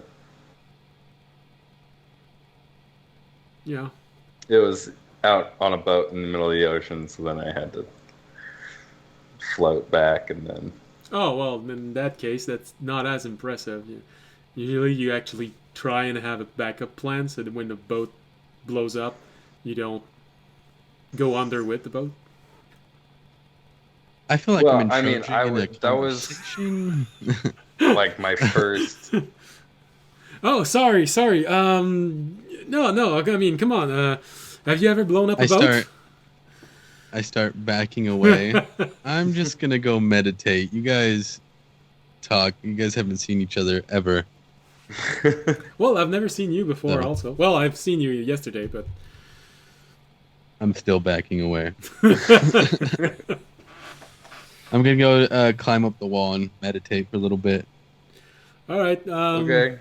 I believe you all need sustenance, so we'll have something prepared for the end of the day. It's going to help. I heard you like alcohol. Right. Citron can... Yeah. Sis can make mean beer. Okay, all right. Just make sure it doesn't burn my insides. This one time, and then I start walking. Well, I thought he was going to make a comment about beer coming out of a cistern. Oh, I don't know. Your friends have a better self-control than a lot of people do. Some of them. Audience probably would have made that joke, but... No. Well, it's a good thing he's unconscious then. Yeah. All right, well, come in. Hey, I take it that your... that is going to take care of what's left. At least shoo what's left away. Yeah, I think he's got it handled. Oh, good. Well, I don't know if we can feed him, so I hope he's Well, he's a plant, so... Right. Water. That's okay. Yeah.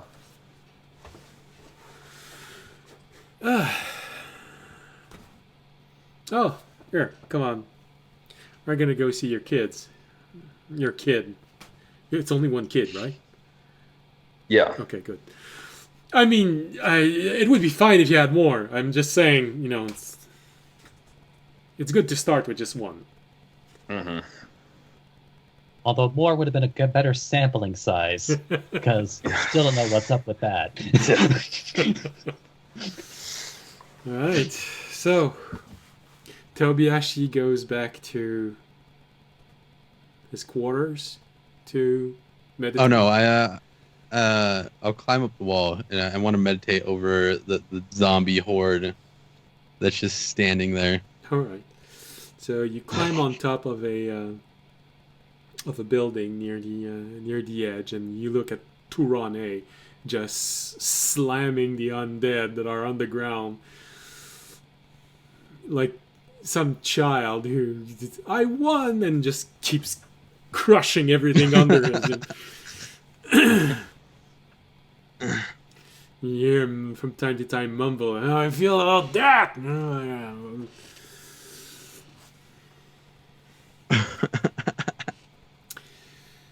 Fisher, you're being taken to Terry. Remy, you're following Tender, just in case she decides to replace one of the audience's limb. You know, Fisher joked about this once, but just make sure. Each and every one of audience's limbs is perfect. This metal one looks like it needs repair. Maybe if I just starts grabbing a machete. No, we're gonna be more surgical about it. Get the saw. Get the saw.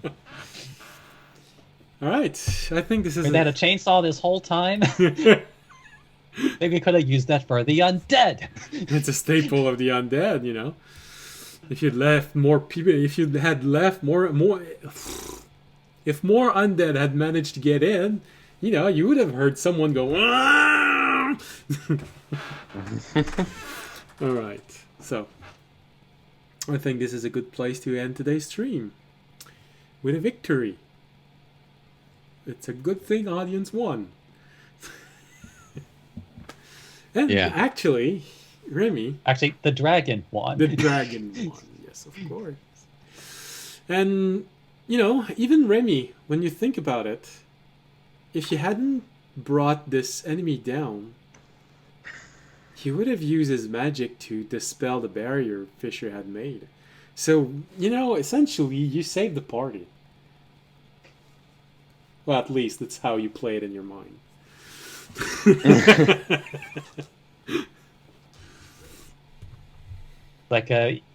Even though he's not saying it, just like testing like the taste of like the word like a hero in his own mouth. Just like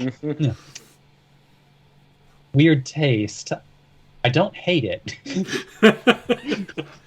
Needs to be a little sweeter. Take a gold piece. Chocolate hero. Now that tastes good. All right. And that will be it for tonight. With everyone going back, looking at everything that's being done. Tobiashi looking at Turane mop up the floor, shoo every undead away. Eventually they start moving again, but he's very convincing. You know, there's part of me that just wonders, just like there's like one an undead that's like slightly more insistent, and then like flash cut 6 seconds later, an undead body is just being thrown across the island.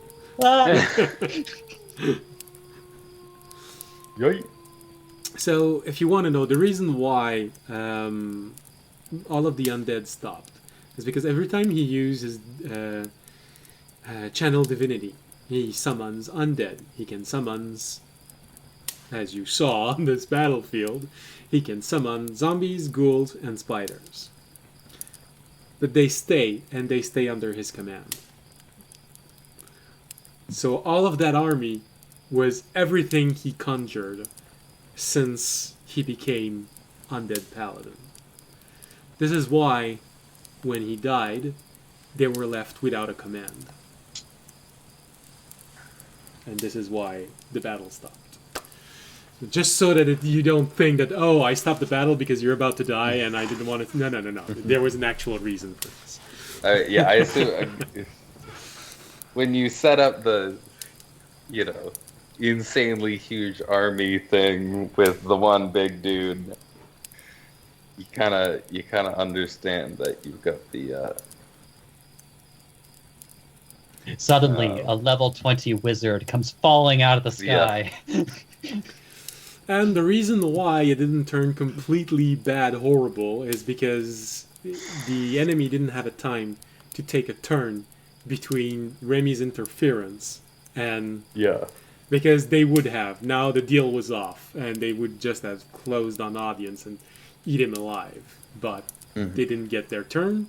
They didn't receive the order because Remy fell the undead paladin. So no order to attack audience and Remy, and so on. I would still argue that only Fisher's interference counted against audience.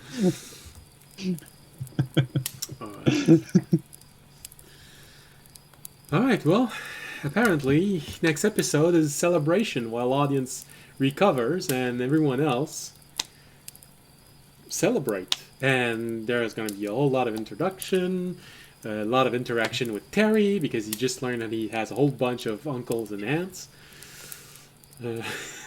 Teach him that concept. And, well, that's going to be it for tonight, and probably what's going to happen next episode. So, All right. Thank you very much for being here tonight. Thank you for watching. I hope you had a pleasant, whatever part of the day it is. I hope the fight was interesting and at least slightly unnerving, because it wasn't a whole lot for me.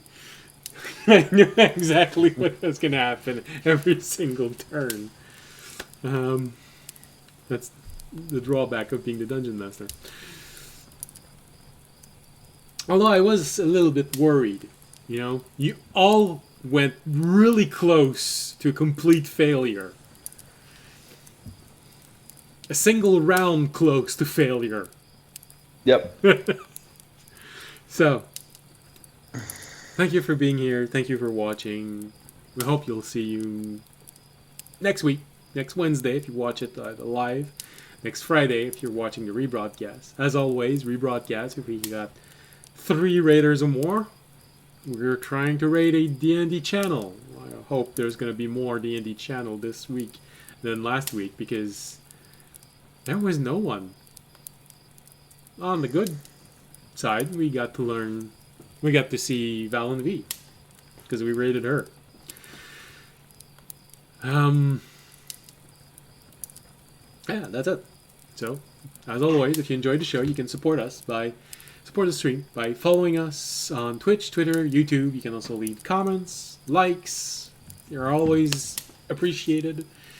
You can also support us by making donations, becoming Patreon, subscribing to Twitch. And if you can't do any of those, well, there's the simple and very free thing to do, which is spreading the word of this channel to friends, anyone who would be interested in D&D, even someone that's not necessarily interested, but you want to draw them in. We're sort of representative of a normal table, not a table made by superstars that you'll never get if you try and play at home. So, till then it's fun. And hopefully it will be. So, yeah, like I said, thank you for being here. We hope we'll see you next week. And as always, stay safe and stay healthy. Good night. Good night. Good night.